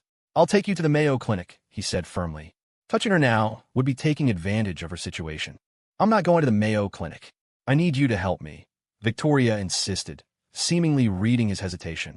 If you won't give me what I need, she whispered, I'll just have to take it myself. Victoria Harper let the bathrobe slide from her shoulders, pooling at her feet like fallen pomegranate blossoms. Tonight, she breathed, stepping closer. Do whatever you desire. Don't hold back. Don't think for a second you're taking advantage of me. Ethan, I need you. Please, just hold me tight. I feel so terrible. Ethan felt as though pure fire had just thrown itself into his arms, hot enough to sear through his clothes. Ethan's Adam's apple bobbed as his dark gaze deepened, the restless emotion inside him effortlessly stirred by her. He fought to hold back his reaction and asked, Victoria, you've been drugged. Do you know what you're doing? Yes, I've been drugged. All I know is I want you. Ethan, please. I'm begging you. She pleaded softly, tears slipping down her flushed cheeks, her voice hoarse with desperation. She was like a kitten seeking affection, rubbing herself against him, bare feet stepping on top of his, nuzzling his jaw, craving his comfort, his touch, trying to get even closer. They were already pressed together, close enough to feel each other's warmth and heartbeat, but it wasn't enough for Victoria. She clung to him like someone drowning, desperately grasping at the last piece of driftwood. Ethan, I love you. I really, really love you. Her breath caressed his chin, her lips just a whisper away from his. Her misty eyes sought reassurance, her hesitant expression as if she wouldn't dare kiss him unless he gave her permission. It was like a flood breaking through a dam. Once it started, it was unstoppable. Ethan lowered his head. Victoria, look at me. He stared down at the woman beneath him. She widened her eyes, trying to focus, looking even more pitiful. He leaned in. I love you too. I'll take responsibility. The moment the words left his mouth, he scooped her up and carried her to the bed, lacing his fingers through hers. The taste of the sweet fruit wine on her lips lingered on his tongue, and he let out a low groan. Water trickled down the frosted shower glass, and the bed rocked like a drifting boat. That night, their tangled breaths composed a symphony of desire. If the night could be described by a song, it would be booty music. In the early hours, Victoria's hair was damp with sweat. Ethan, on the other hand, looked refreshed. He watched Victoria frown from exhaustion, kissed the space between her brows, and gently wiped her down with a fresh towel. She was completely worn out, her eyelids heavy. Through half-lidded eyes, she watched Ethan moving around, a warm feeling blooming in her chest. She reached out with a hoarse voice. Hold me. Her arms were soft and pale, like porcelain. Ethan took her wrist and gave her a gentle massage. Still feeling bad? I just want to sleep in your arms. Tonight, Ethan had been like an ox plowing a field, relentless and full of energy. Usually so reserved and serious, he turned out to be far more passionate than he let on, and once he started, it was hard to stop. Victoria was aching all over, like she'd climbed 200 flights of stairs. Still, she was quite satisfied. She'd thrown herself at him. If she still couldn't get her way, she would have doubted whether Ethan was even a man. Thankfully, he hadn't let her down. Her bold move had worked. Women were always on the back foot in situations like this. Afterward, all she wanted was to laze around, be cuddled, be held. Only wrapped in his arms did she feel safe. Victoria was starting to feel a little spoiled. She had been the one pinning Ethan down at first. After making sure she was clean and comfortable, Ethan finally took a shower himself. Once warm, he climbed back into bed and pulled Victoria into his arms. The moment he held her, he froze. He'd dressed her in a bathrobe, but now her body was bare, slippery like a little eel against him. The robe's too thick and hot. I hate sleeping in the Rosewood Grand Hotel bathrobes, Victoria murmured, her voice a little nasal and lazy. Ethan touched the back of her head and cleared his throat. Go to sleep. You've had a long night. Not too hard at all, she replied, curling into his embrace. I want more next time. Ethan. After breaking through that last barrier, their relationship took off. Victoria could hold him however she wanted now. She'd once imagined kissing the hollow of his throat, touching the birthmark at the nape of his neck, tracing his long fingers, and now she had. She was hopelessly in love with him. Even though her body was exhausted, her mind was wide awake. Meanwhile, Ethan fell asleep shortly after wrapping his arms around her. He'd been drained from worrying about her and barely rested the night before. During everything, he'd barely shown any signs of fatigue aside from sweating. Victoria peeked her head out from under the blanket, her eyes roaming his face in the early light. A strange sense of disbelief crept into her heart. She wanted to touch him, to make sure he was real, but she didn't dare disturb his rest. Eventually, sleep crept in. Listening to Ethan's steady heartbeat, she drifted off in his arms. As the first light of dawn seeped through the curtains, Ethan stirred. Though they hadn't slept long, he felt surprisingly refreshed. He looked at Victoria curled up in his arms, eyes locking onto her face. In his past life, he never imagined he'd ever be lying in bed with Victoria like this. He remembered how they met again after he was reborn, on a dating reality show. Running into his ex like that was surreal. At the time, he thought it was just fate messing with him. But in reality, it was Victoria who had gone through all kinds of obstacles just to stand in front of him again, reintroducing herself as contestant No. 1. Victoria, his match. She'd given him a haircut, they'd gone on their first date, attended the birthday charity ball together, he'd carried her on his back. So many memories, packed into such a short time. Without even realizing it, she had settled deep into his heart. Snuggled in his arms, she looked like a sleepy little bunny. He couldn't help but kiss her hair. How could someone be this adorable? She was lying beside him, perfectly content, small enough to fit in his arms. When he opened his eyes, all he saw was her. He couldn't bear to be rough with her, terrified he might hurt her. Even though he'd been careful, her pale skin still showed marks from their night. This peaceful moment, he never wanted it to end. Until a knock sounded at the door. This was a VIP suite. Normally, no one would disturb them, which meant whoever was knocking had to be someone unexpected. The sound woke Victoria. She blinked sleepily, rubbing her eyes as she stirred. Who is it? Ethan gently comforted her. I'll go check. He was just about to get up when Victoria suddenly clung to his arm. Let me. I want to go. She probably already had a good guess about who was at the door. She bent down, picked up Ethan's shirt from the floor, and slipped it on. It hung loosely, brushing the tops of her thighs. Victoria Harper slipped into Ethan Johnson's shirt, something she wanted to do for a long time. Ethan was a head taller than her, with a broad frame, so his shirts were long enough on her to serve as a nightgown. She pulled her hair free from the collar, her peripheral vision catching Ethan's unblinking gaze. Her heart warmed, and she quickly leaned in, planting a loud peck on his cheek. I'll get the door. Ethan touched his face, watching Victoria head towards the door, her bare legs swinging. Such unconscious seduction. How could she answer the door dressed like that? He quickly called out, put on a robe. No rush. Let me see who it is first, Victoria replied dismissively, already at the door. The VIP suites were soundproof and highly secure, equipped with cameras linked to a small screen inside. Victoria glanced at the screen. Sure enough, it was Amelia Harper. That woman was like a persistent ghost. Although this Rosewood Grand Hotel was under Harper Enterprises, Victoria Harper held the most shares. She was the real boss behind the scenes. The Rosewood Grand Hotel was staffed with her people, so she knew everything that happened within its walls, like how Amelia Harper had secretly inquired at the front desk about Ethan Johnson's room number last night. At the time, Victoria had worried Amelia might ruin her plans. Fortunately, luck was on her side. All her long planning hadn't been in vain. Seeing Amelia about to ring the doorbell, Victoria yanked the door open. Ethan Johnson. Amelia's voice froze. After knocking for ages, the door finally opened. Amelia had expected to see Ethan, but who would have thought the person opening the door would be Victoria Harper? She stood rigidly in the doorway, her expression turning to stone. The rest of her words caught in her throat like a fishbone. Her mouth fell slightly open, her breathing suddenly shallow, forcing her to gasp for air. How could it be Victoria Harper? Why was she in Ethan Johnson's room? Did she get the wrong information? Victoria's room wasn't here, was it? Shouldn't she be in bed with Mr. Joe right now? Or had she finished early and come back? A barrage of questions assaulted her mind. She couldn't bear the thought that Victoria had spent the night with Ethan Johnson. Victoria didn't chase her away, but leaned against the wall. Looking for Ethan Johnson? He's still asleep. You might have to wait a while. Victoria watched as cracks of fury appeared on Amelia's petrified face. Within 2 seconds, Amelia's eyes reddened, her face drained of color as if she'd fallen gravely ill.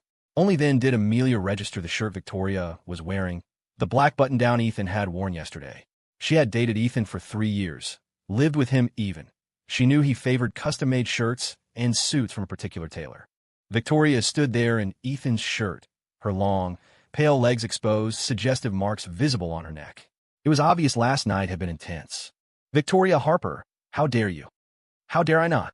Victoria cut her off coolly, deliberately provoking her. We're both single. Unlike you, a married woman. Shouldn't you be focused on your own man instead of coveting someone else's?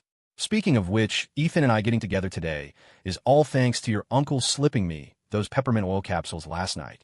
You came knocking on Ethan's door so eagerly today. Why? To tell him I'd been defiled, so you could bring him to catch me in the act? Sorry to disappoint you. All right, don't just call him Ethan Johnson anymore. You should call him Uncle now. Your uncle is still sleeping. Don't disturb him. I was planning on going back for a bit more sleep myself. Victoria's words easily ignited Amelia's fury. Jealousy and hatred twisted her features. Her ears rang, and for a long moment, she couldn't speak. Her only impulse was to strike Victoria, as if only that could shut her up. She raised her right hand, but before it could fall, Ethan Johnson appeared, seemingly out of nowhere. He pulled Victoria behind him, intercepting Amelia's hand and forcefully shoving it away. Like a gust of wind, Amelia lost her balance and stumbled sideways, crashing heavily onto the floor. Seeing Ethan so protective of Victoria felt like being force-fed a handful of thumbtacks. Every breath she took seemed to shred her mouth and throat, drawing blood. Her heart felt like it had been gouged out with a shovel, boiled in scalding water, plunged into ice, and then sliced into pieces. It was death by 1,000 cuts, agony like 10,000 arrows piercing her heart. The hallway light illuminated Amelia's deathly pale face. When Victoria had spoken, the reality hadn't fully sunk in for Amelia. Not until now, seeing Ethan emerge from the room to defend Victoria. He wore only a bathrobe, the marks on his neck and chest even more numerous than Victoria's. Her heart plummeted. A profound panic seized her body, the kind you feel when you step into emptiness and fall from a great height in a nightmare. She didn't hear what Victoria said next to Amelia. She only saw Victoria clinging to Ethan's arm, beaming. The person standing beside Ethan Johnson should have been her. The devastating blow blurred the line between dream and reality. Ethan Johnson, how could you sleep with Victoria Harper? How could you do this to me? She accused Ethan of faithlessness, as if he were her cheating husband and Victoria the shameless mistress. Didn't you see how Victoria was fawning all over Mr. Joe last night? She's just a loose woman. Slap. The blow snapped Amelia's head to the side. Ethan had slapped her. He wouldn't tolerate anyone insulting his girlfriend, man or woman. Perhaps human nature was inherently flawed, Ethan thought. People are born with certain traits, and life only amplifies them. Amelia, for instance, could never see the good in others, taking kindness for granted, a fundamental warp in her character. Amelia Harper, Ethan said coldly, I don't want to curse you out, not because I harbor any old feelings, but because there's no satisfaction in insulting an imbecile incapable of reason. Also, let me tell you this responsibly. Victoria Harper is purer than anyone. She is the perfect girlfriend in my eyes. If you insult her like that again, you can choose between the Mayo Clinic and the Metropolitan Police Department. Amelia had truly crossed Ethan's line. He wasn't a fool. He understood everything. He used to think Amelia merely had character flaws, that her selfishness stemmed from a poor upbringing. But now he saw she was malicious too. As a woman herself, she knew what reputation meant. She knew Victoria had been drugged with peppermint oil capsules. She knew Victoria was supposed to be sent to a man's bed in exchange for benefits. Had Victoria ever done anything to wrong her over the years? Why did Amelia hate her to the bone? Faced with a woman about to be victimized, even a stranger wouldn't have been as indifferent as she was. Was it simply because Victoria liked him that Amelia watched coldly from the sidelines as Victoria was drugged? Harmed. This wasn't about following the law anymore. It was about basic human decency. Jealousy could utterly destroy a person's humanity, constantly dragging down their standards, lowering their morals, making them push others' boundaries. Amelia had considered what might happen to Victoria, but she still chose to watch coldly, building her own happiness on someone else's suffering, whether voluntary or not. As long as Victoria slept with another man, it would confirm Amelia's suspicions, giving her a sense of accomplishment she could flaunt to Ethan. See, I told you she was trash like that. Wasn't I right? From her perspective, she stood on the moral high ground, helping Ethan see Victoria for who she truly was. She had always believed Victoria wasn't good enough for Ethan. Once he understood, he would thank her. Even if they couldn't be husband and wife, perhaps they could bury the hatchet and become friends. She was far too arrogant, taking this outcome for granted, even seeing it as her bestowing a favor. She didn't think wanting it all was shameful. It was human nature, a rational expectation. Ethan, how can you just take Victoria's word for it? Look at her. She's obviously faking it. She's manipulating you. She just wanted to sleep with you this way, to make you take responsibility for her. Can't you see her schemes? Amelia wasn't stupid. After a moment of disorientation, things clicked into place. Why was Ethan here last night? Victoria must have arranged it beforehand. Victoria was too calculating. She must have had people stationed all over the Rosewood Grand Hotel. Otherwise, how could she have escaped? Maybe she knew all along that Victor had drugged the drink and deliberately drank it. As this thought struck her, Amelia's expression froze, then shifted to fear. This meant Victoria had leverage on them. Just as she grasped this, Ethan spoke. You expect me to believe you instead of her? Do you know what your behavior makes you? An accomplice. They're the perpetrators, but you knew and didn't report it. You can't escape responsibility either. Ethan was furious, his eyes glaring at Amelia like a wild beast's, the veins on his arms bulging. If Victor were here, he would have crippled him.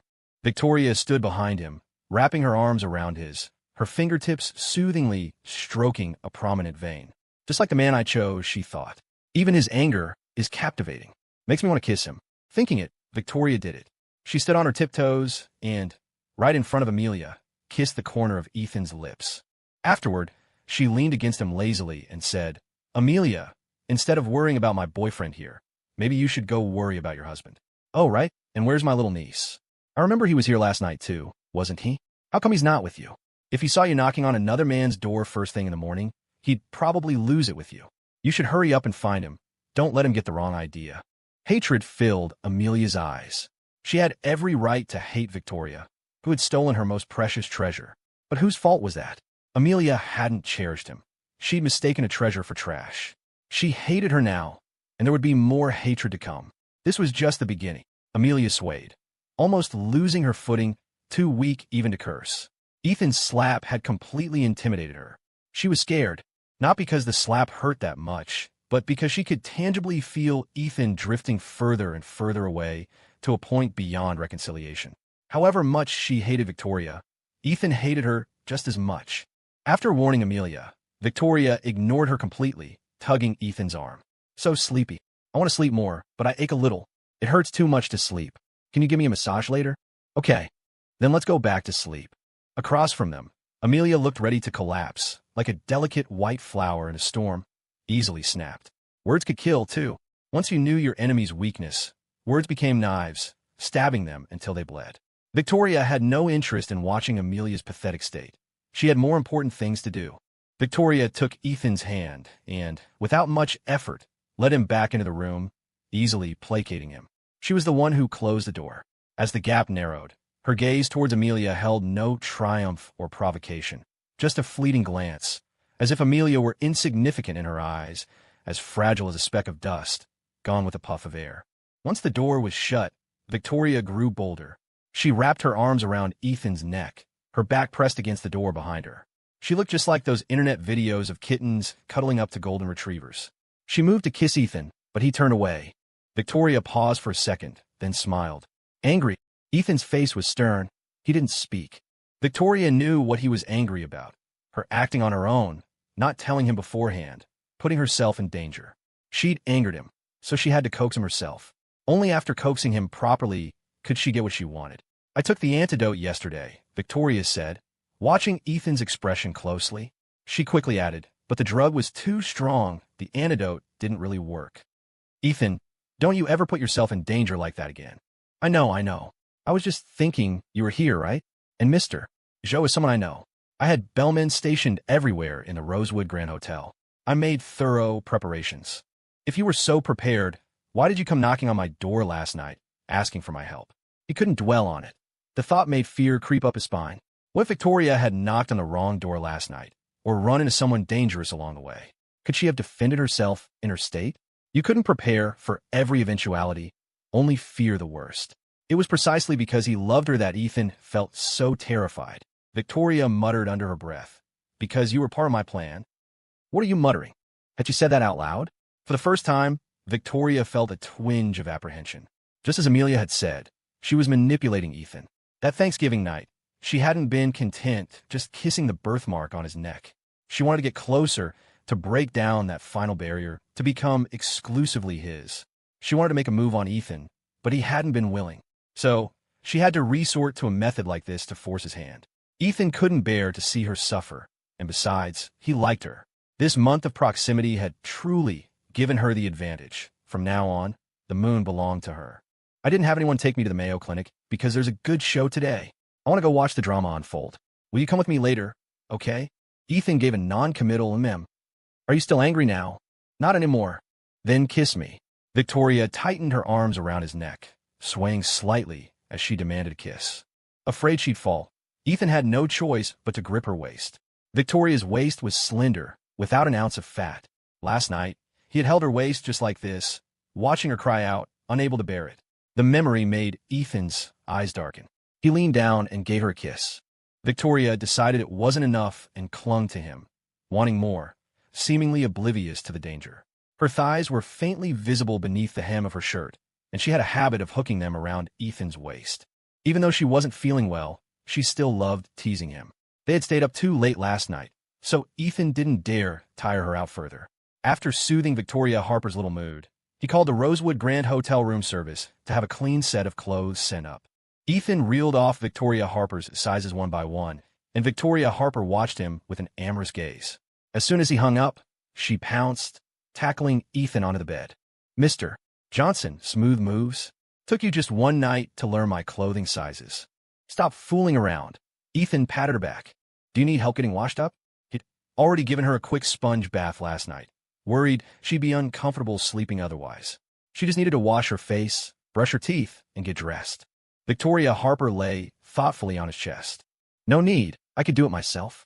I'm not helpless, you know. If you do everything for me, you'll get tired too." Ethan replied in a low voice. "I'm not tired. I know you're not tired. A young man like you has plenty of stamina, endless energy." Those familiar words, Victoria Harper had sent him that exact message during the first heartbeat signal segment when they were filming the show. Even back then, he'd sensed she wasn't just complimenting his physical endurance. Thinking about the show reminded Ethan of the contract he'd signed. Now that he'd broken it, the penalty fee couldn't be avoided. "I'll call the director. You go get washed up first." By the time Victoria Harper came out, a Rosewood Grand Hotel attendant had already delivered the clothes, along with a serving of oatmeal with bacon bits. She slipped off her bathrobe and got dressed right in front of Ethan, asking as she did, "Did you finish your call with the director?" "Yeah." "What did you two talk about?" "We discussed the contract penalty. You're my girlfriend now. The production crew's rules state that relationships can only be confirmed in the finale, and dating isn't allowed inside or outside the show before then. Otherwise, there's a penalty fee. I violated the agreement, so it's only right that I pay." That rule was originally put in place mainly to restrain Victoria Harper. You had to admit, the director had foresight. But despite all his precautions, he hadn't expected unforeseen events during filming. Once off the show, Victoria Harper was like a wild horse finally let loose. After holding back for so many years, she wasn't going to miss her chance. Although the show wasn't live streaming on Twitch any more recently, its popularity hadn't waned. In fact, it had increased, all thanks to the buzz surrounding Ethan. Things like the public humiliation at Amelia Harper's wedding, righteously sending his own parents to Springfield Correctional Facility. It was twist after twist. Those who had wronged him were meeting increasingly miserable fates. Netizens joked that Ethan had some kind of mystical power about him. Videos and photos of Ethan were being widely shared with captions like, "Share this Ethan from Mercury retrograde to retreat, petty people to disappear, and romance to blossom." The roadblock CP of Ethan and Victoria Harper frequently hit Twitter trends, currently ranking first on the CP charts, surpassing even celebrity couples in popularity. The production crew released quite a few behind-the-scenes clips based on the viewer-voted CP rankings, and they'd also edited 2 more main episodes. They hadn't watched the latest episode yet. Once things settled down, they'd go back and watch it cuddled up together. Participating in this reality show felt incredibly fortunate. It was Ethan's first time filming a variety show, and he'd met the person he could spend the rest of his life with. If he hadn't joined the show, who knows when he would have realized Victoria Harper's feelings for him. You could say this show documented the entire process of him and Victoria Harper falling in love. He believed that in the future, when they were old and gray, they would look back on it fondly. Ethan sat on the bed while Victoria Harper stood before him, running her fingers through the hair at the nape of his neck. "Did the director say anything about you?" "No. He said he was busy watching a Twitch stream, and we discussed this in person later. No idea what Twitch stream he's watching." "Are you curious?" Ethan grabbed her waist and pulled her onto his lap. "A little." Not much could pique the director's interest. Victoria Harper glanced at the time and had a pretty good guess. "I know what Twitch stream he's watching. Let's go see it live." Victoria Harper swung her legs off his lap and stood up, urging Ethan to get changed. Though curious, Ethan didn't ask further, guessing it probably had something to do with Harper Enterprises. Victoria Harper didn't hide anything around him. She was her truest self. Even at 27, she could be like a young girl, unable to conceal her thoughts, a mischievous grin playing on her face. They didn't even have time to sit down and eat the oatmeal with bacon bits. They each grabbed a sandwich and headed out, eating as they walked. The room was soundproof, but once they stepped outside, they heard a commotion. They were on the 8th floor. The noise was coming from downstairs. Victoria Harper said, "Let's go to the 6th floor." They got into the Rosewood Grand elevator, and Ethan pressed the button for the 6th floor. As soon as the doors opened, they saw a huge crowd gathered in one area, packing it completely solid. There were Rosewood Grand Hotel staff, guests, passers-by, some people Victor Harper had invited last night, and even reporters. Those who couldn't squeeze and were standing on tiptoe, craning their necks to hear, holding their phones high, live streaming on Twitch. The lucky ones who got inside were witnessing the live event, and spectacular didn't even begin to describe it. Ethan still didn't know what was happening when he heard Victor Harper's furious shouting from within the crowd. "Stop filming. Get the hell out." Security personnel were struggling to maintain order, but it was useless. People were seeing what they came to see. Ethan, being tall, could see over the crowd. The main characters inside were Victor Harper, William Hayes, Amelia Harper, Benjamin Harper. Amelia Harper looked completely devastated, as if she'd lost her soul, her face even paler than before. Someone accidentally jostled her, and she fell to the ground, her hand getting stepped on. It hurt, but the pain in her heart was far worse. It was already shattered, aching to the point of numbness. This had to be the worst day of her life. She had gone looking for Ethan, only for Victoria Harper to answer the door, wearing Ethan's shirt and bluntly telling her what had happened last night. Ethan had even slapped her to defend Victoria Harper. After that door closed, Amelia Harper stood there for a long time. Even though the door was soundproof, she felt as if she could hear sounds coming from inside. She imagined Ethan holding Victoria Harper on the bed, kissing her, possessing her in countless ways. He was so gentle. Surely he wouldn't want to hurt her. The imaginings nearly drove her mad.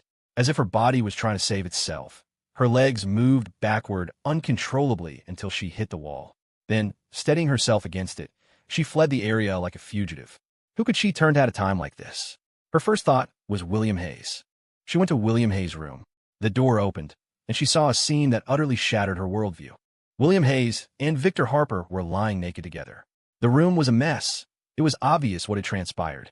She almost instinctively gagged, a wave of visceral nausea washing over her. After Amelia Harper pushed the door open further, people started gathering at the entrance.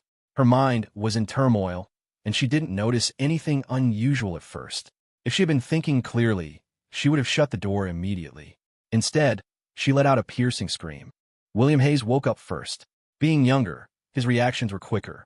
He saw Amelia Harper first, then Victor Harper beside him. He shuddered violently, so startled he fell off the bed. As he took in the marks on his body, sickening fragments of memory surfaced. "Amelia, listen to me. Let me explain. It's not what you think." William didn't have time to cover himself. Naked, he reached out to grab Amelia, desperate to explain. Amelia recoiled. "Don't come near me. William, you're disgusting." The words escaped her instinctively. Her face turned ashen as she clamped a hand over her mouth, fighting back nausea. What was Amelia disgusted about? He was the one who should be disgusted. He'd just attended a party, had too much to drink, and needed a rest. Why did he wake up naked in bed with Victor Harper? The various aches and discomforts in his body were stark reminders of everything that happened last night. For the first time, William was so ashamed and furious he wanted to die. And now, to be caught red-handed by Amelia, he couldn't even pretend nothing had happened. William's mind short-circuited, his thoughts a jumbled mess. Just as he was wondering what on earth to do, something even more terrifying occurred. He heard voices outside the door. Before he could cover up, he saw a crowd gathered at the doorway. The noise also woke Victor Harper. He had just as many marks on his body as William. Waking up, he felt dizzy and disoriented, momentarily unsure of where he was. When he saw the crowd packed at the door, he was stunned. He was about to get up and shout at them, but then realized he wasn't wearing any clothes. He quickly wrapped the blanket around himself and pressed the hotel service button, asking the front desk to send security. Experience told him not to panic in situations like this, to stay calm. Only a clear head could find a good solution. But could someone tell him why his niece was in his room first thing in the morning? And William, why was he naked and kneeling on the floor? He remembered drinking too much last night. It was very late, and a bellman had helped him to his room. The room was dark, and he briefly wondered why the lights weren't on, until he felt someone else in the bed. He'd been hot and somewhat delirious, just wanting something stimulating, and had momentarily forgotten the circumstances. This kind of thing wasn't entirely new. People had been sent to his bed before, and others had offered themselves willingly. When you're starving and there's a delicious piece of roast meat right in front of you, who could resist? Now, fully awake, Victor Harper was filled with regret. He really should have resisted. What kind of mess was this? What was even more humiliating was being seen by Amelia and so many other people.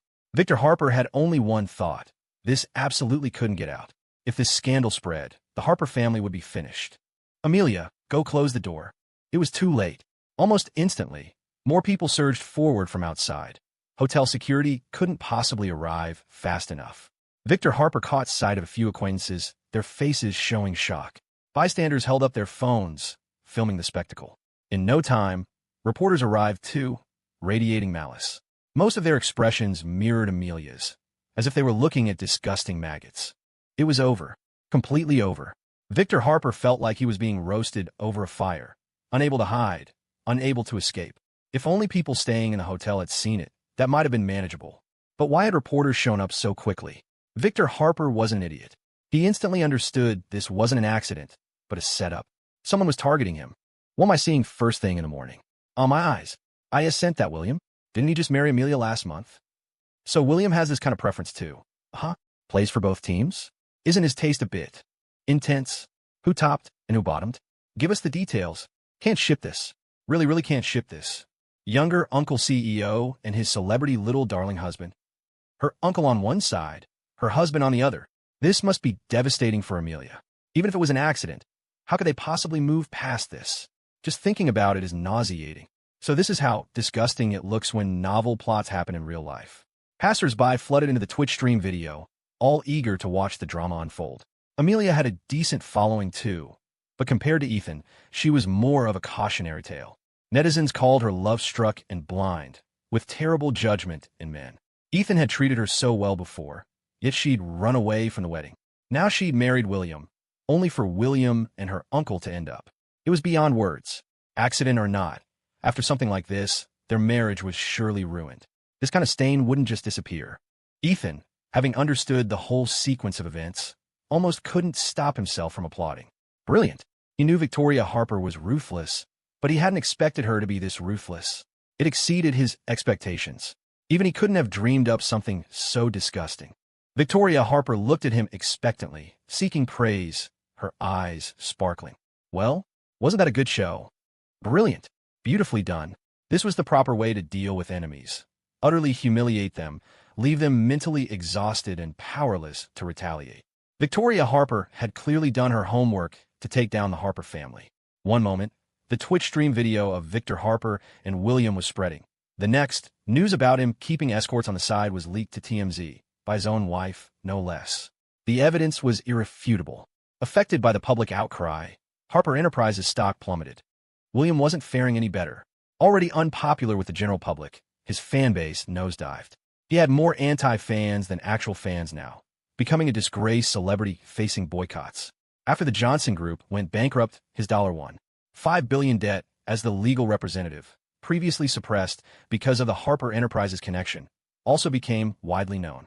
William tried to shirk responsibility, claiming he wasn't involved in operations when he was the legal representative. Unfortunately, netizens weren't so easily fooled. You claim you weren't involved? Then why did Richard Johnson invest $5 million in a TV series with you as the lead? Did you really think pecan pie falls from the sky, letting you reap all the benefits without consequences? If you want the rewards, you have to accept the risks. It took security personnel over 2 hours to finally disperse the crowd at the door. Victor Harper, wrapped in a bedsheet, looked pale and ashen. William had hastily put on his clothes, but all the buttons were done up wrong. Benjamin Harper's face was dark, looking like he could barely breathe. He took 2 peppermint oil capsules, then sat down on a chair, pale and panting heavily, his head throbbing. Benjamin Harper knew a little about Victor Harper's proclivities, but he never thought he'd be so unrestrained as to cause such a scandal at such an important event. Benjamin Harper asked in a low, grave voice, "What exactly happened?" Victor Harper, sweating profusely, hastily explained, "Brother-in-law, I was drunk last night, not thinking clearly. I don't know why William was in my room in my bed. I thought he was a gift from friend." His voice trailed off as he saw Benjamin Harper's grim expression. He quickly turned to Amelia. "Amelia, you know what kind of person your uncle is. Why would I ever go after your man? You have to believe me. Last night was just an accident." Nothing happened between us. Nothing happened. Amelia sneered coldly. Look at the state of both of you. Does that look like nothing happened? I'm not some blind fool. You're both absolutely disgusting. Everything that happened today felt like a slap in the face to her. Everything she had hoped for fell apart, and not only did it not come true, it backfired on her tenfold, leaving her devastated and disgusted. Amelia kept pinching herself, trying to stay conscious. Victor was getting annoyed. Niece, I told you it was just an accident. Why are you still making a scene? And this is my room. The one at fault is William. And you? Why weren't you with him last night? Aren't you two married? If you were together, none of this would have happened. Amelia, I've already done more than enough for you as your uncle. Haven't I always had your best interest in mind? You need to speak with a clear conscience. Enough arguing. Benjamin Harper pinched the bridge of his nose. What matters now is finding a way to deal with this. The news has already gotten out. Brother-in-law, you have to believe me. My son-in-law and I were both set up. Someone must have drugged me last night, he said, barely holding on to reason. No matter how out of control he might be, he wouldn't have lost control like that in such an important setting. A drunk man can't even stay up, but both he and William were acting strangely last night. Victor asked, and those reporters this morning, where the hell did they come from? Benjamin Harper already suspected this was a setup. His gut told him either Victoria Harper or Ethan was behind it, if not both. Benjamin said, the reporters claimed they were following a tip about the CEO of Yang Group. As for why they showed up here, someone gave them directions. You know how people are, see a crowd, and they just have to check it out. Benjamin had been feeling uneasy for days. Whenever he hoped for good news, nothing came. But bad things? Every single one hit the mark. He said, call Mr. Joe. Ask him about Victoria. She wasn't with him last night. Amelia cut in. Benjamin froze. Then who was she with? Ethan. What? Why would she be with Ethan? I clearly saw her in Mr. Joe's room last night. She took so much medication. Victor suddenly realized something. How do you know that? Amelia didn't want to answer, but faced with their suspicious gazes, she forced herself to speak. Because I saw her this morning. I saw Victoria Harper walk out of Ethan's room. What floor were they on? The 8th. And how did you see them on the 8th floor? Benjamin Harper knew his daughter too well and immediately caught the detail. You already knew Ethan was staying at the Rosewood Grand Hotel, didn't you? Amelia pressed her lips together and said nothing. Benjamin was furious. Since you knew, why didn't you tell us? What were you thinking, Amelia? You knew Ethan was our enemy, that he holds a grudge against this family, and you still let him stay right under our noses? Were you just waiting for him to stir up trouble? Victor suddenly snapped to the truth. Brother-in-law, last night was a trap set by Ethan and Victoria Harper. Call Mr. Joe, Benjamin ordered. Victor took a deep breath to calm himself and dialed the number. It rang for a while before the other end picked up. Mr. Joe, did you sleep well last night? Not bad. Came in different reply. Victor's heart sank. And Victoria? Mr. Lou, I think you've misunderstood. Miss Victoria Harper is my friend. I respect and admire her greatly. Misunderstood? Victor had dropped enough hints last night, and Mr. Joe had seemed very interested. He'd even given him a knowing look. As a fellow man, Victor was sure his signals had been clear. But now he didn't dare say anything more, just try to probe cautiously. And our cooperation. There won't be one. Our values don't align. Also, I absolutely despise people who are immoral, vulgar, disrespectful to women, and bring shame to the industry. With that, Mr. Joe hung up. The phone in Victor's hand suddenly felt like a burning brick. He fumbled and dropped it. His face went completely pale. Brother-in-law, Mr. Joe's in on it with them. We've been played. Benjamin Harper had expected this outcome, but hearing it still made him cough up a mouthful of blood. Dad! Amelia quickly caught him. Benjamin gripped her wrist tightly, not even knowing who to blame anymore. In the end, it all came back to himself. He had known Victor was unreliable, so why had he trusted him? Why hadn't he been more careful? There had been so many red flags. Victor tried to recover. Don't be mad, brother-in-law. I'll check the security footage right away. As long as we can prove they drugged me, we can report it to the police. Benjamin wiped the blood from his lips, voice hoarse. You think they didn't already plan for that?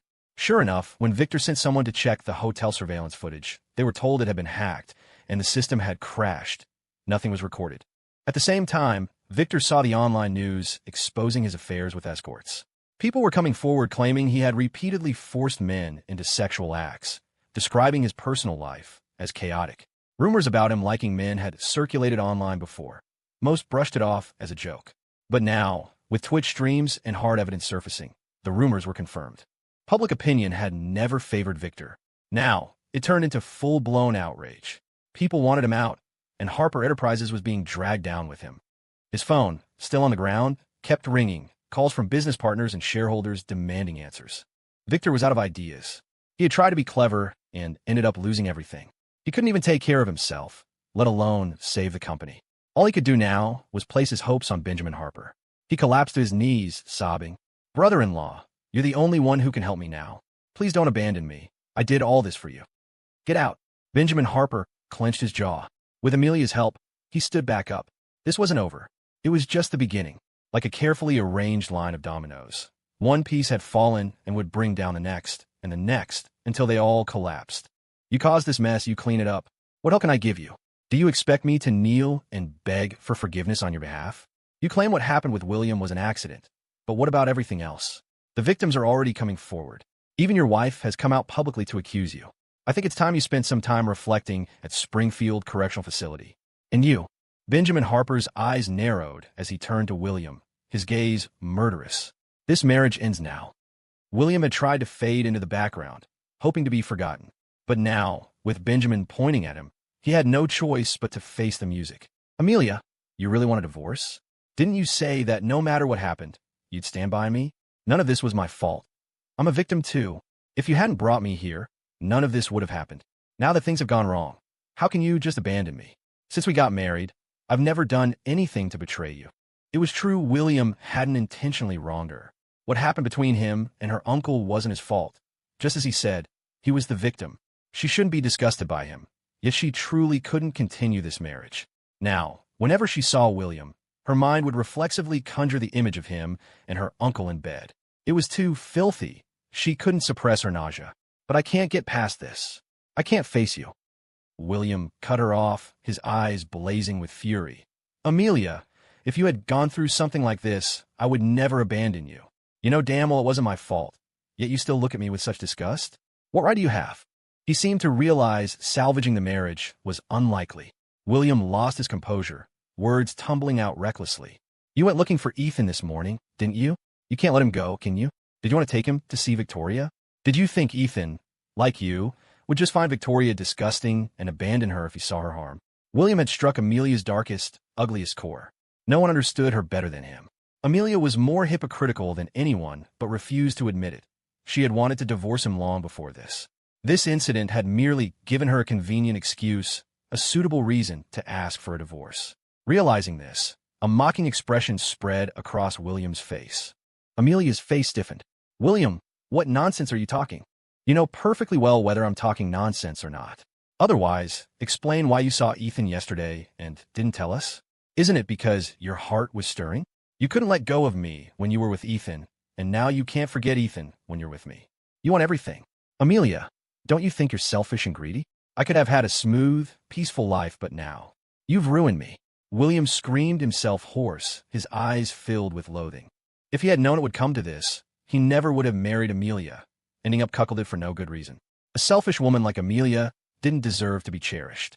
What right did Amelia have to be disgusted by him? She was the disgusting one, so filthy and vile inside. No wonder Ethan broke off the engagement and went for your younger aunt, he thought, and the words slipped out. They hit hard, like a blow striking her soul from afar. William issued his ultimatum. "If you divorce me, I'll kill myself. I'll jump from right here. The reporters downstairs haven't left yet. Let them see how you drove a victim to his death." Victor glanced nervously at William, afraid he might actually try to climb out the window. It was surprising to hear William say such things. These words might frighten Amelia, but they meant nothing to Benjamin Harper. Benjamin Harper patted Amelia's hand, both soothingly and as a reminder.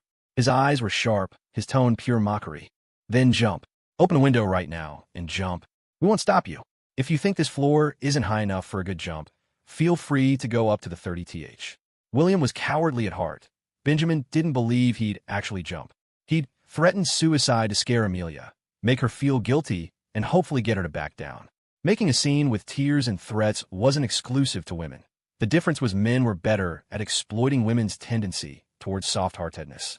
Since Amelia couldn't bring herself to be ruthless, he would have to do it.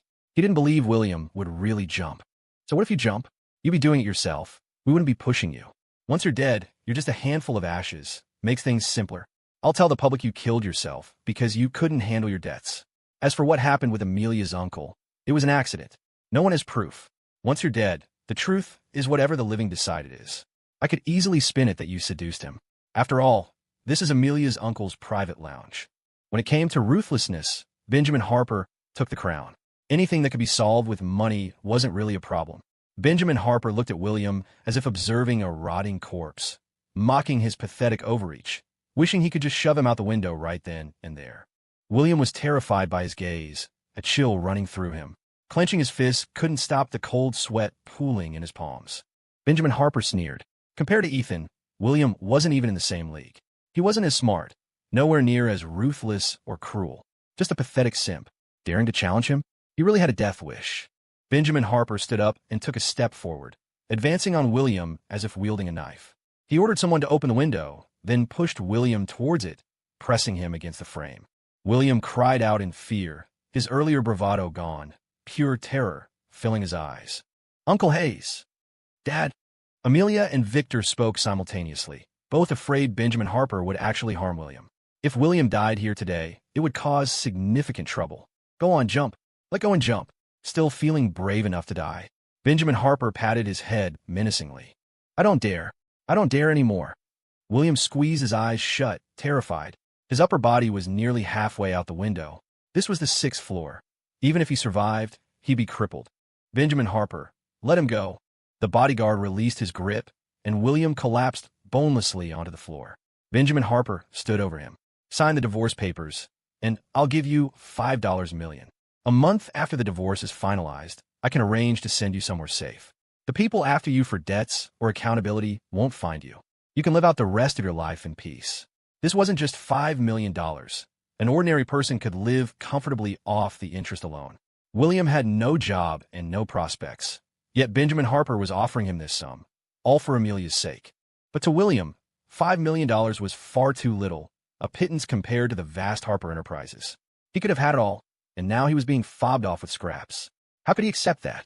William turned his gaze back to Amelia. Amelia, he certainly knew how to adapt. Just moments ago, he was cursing Amelia for being selfish and greedy, and now he was calling her name like a pleading dog. Benjamin Harper remained silent, simply waiting for Amelia's response. If Amelia chose to remain entangled with William, he would immediately post an official notice disowning her, cutting her off without a cent. Amelia's mind felt tight, like a marionette being pulled along step by step. William, let's just part amicably. Let's pretend we were never married. Take the $5 million. Find someone who truly loves you. I've wronged you in this life. William's voice turned incredibly hoarse. You're right. You did wrong me, Amelia. Like I said, someone like you will never find true love. If I hadn't been with you, I wouldn't have ended up like this. You've ruined my life. You owe me. One needs to know when to cut their losses. Since he couldn't salvage the marriage, he'd at least make sure Amelia carried the weight of her guilt towards him. It might be useful for extracting more from her later. William didn't yell. His voice was calm. Amelia felt a painful twist in her chest. She couldn't bear to meet William's eyes, filled with disappointment.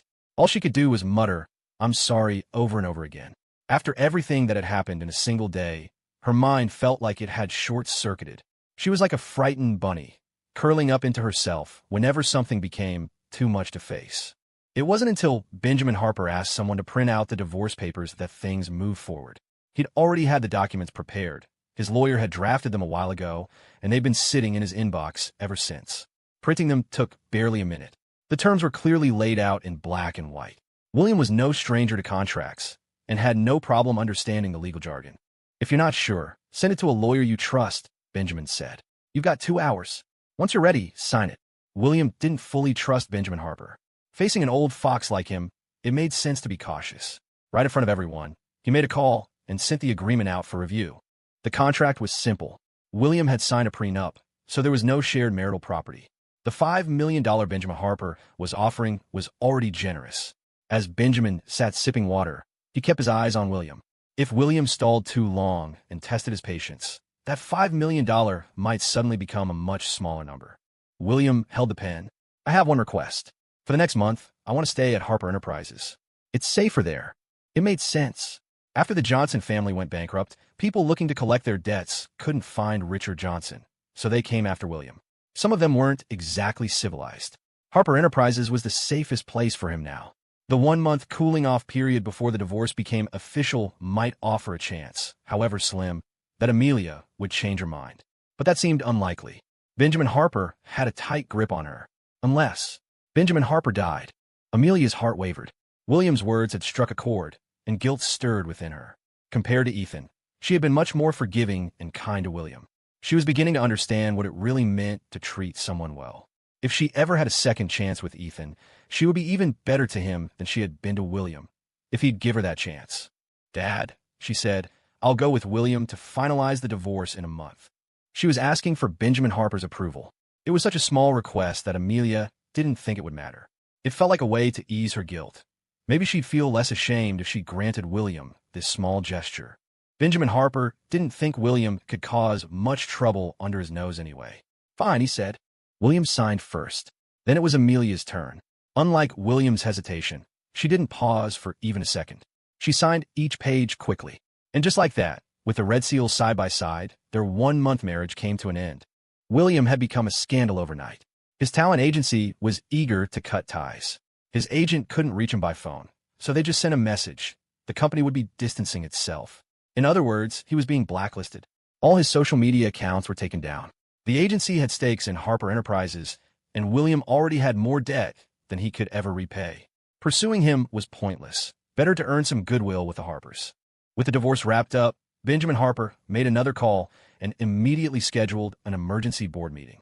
He left Rosewood Grand Hotel and headed straight to Harper Tower. Victor had originally left the hotel with him, but before they even got to the car, a group of uniformed police officers arrived and took Victor away. Panicked, Victor shouted, pleading for Benjamin to help him. Benjamin's dry lips parted slightly, but he didn't say a word. He just stood there and watched as Victor was forced into the police cruiser. It all happened too fast. Benjamin looked up at the sky. At some point, thick clouds had gathered overhead. The air felt heavy and oppressive. Dull thunder rumbled in the distance. A storm was coming. Benjamin Harper wasn't unwilling to help Victor. He simply couldn't. If the charges stuck, Victor was facing years in prison. That wasn't even the worst part. The real threat was to Harper Enterprises. The company's stock had been crashing and was beyond saving. On top of that, Benjamin had to stay alert. Who knew what other dirt Victoria Harper might be holding on to? He had always underestimated Victoria and Ethan, but now just thinking about them made his skin crawl. They were like venomous snakes, lurking in the shadows, waiting to strike. First the Johnsons, now the Harpers, both century-old family empires crumbling in the span of just 2 or 3 months. Benjamin felt the pressure closing in.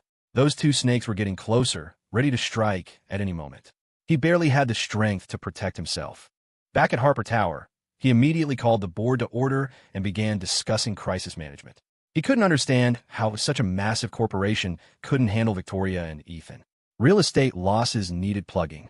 Just last night, he'd hoped to use Victor to build a connection with the Yan Group. But Victor had failed miserably and offended them instead. Benjamin personally reached out, only to be met with a single, brutal response. Our boss said, "We don't do business with Harper's son-in-law." That one sentence shut the door in his face. He had no choice but to consider the last resort, the one he'd been avoiding. Selling the land in Westburg District was now inevitable. Meanwhile, Amelia and William sat in the Harper limousine on their way back to Harper Enterprises. Neither spoke the entire ride. William sat in the front passenger seat, staring out the window, trying to figure out what to do next. As they approached the Victorian house, a figure on the sidewalk caught William's eye. His whole body tensed. It was Sophia. She was standing by the roadside, pushing a stroller. She glanced in the direction of the car, and, just for a second, their eyes met. Why was Sophia here? Was she here to threaten him? But what could she possibly want? He had nothing left, no money, no status. Did she expect him to take responsibility for her now? If she leaked news of the baby to TMZ, he might not even get the $5 million. Benjamin Harper might break his legs. He couldn't let that happen. Fear and anxiety twisted his stomach into knots. William hunched over, clenching his right fist against his abdomen, his face pale and sweating. When they arrived, the driver stepped out to open the door for Amelia. William still hadn't moved. She knocked on the window, her voice cold. "We're here." Snapping out of it, William opened the door with trembling hands. As he stepped out, he stumbled and nearly fell. "What's wrong with you?" "Nothing," he replied. "I was just thinking, how do we end up like this?" He had already decided on his next move. Everything I said at the Rosewood Grand Hotel, I didn't mean it. I was just angry. Don't take it to heart.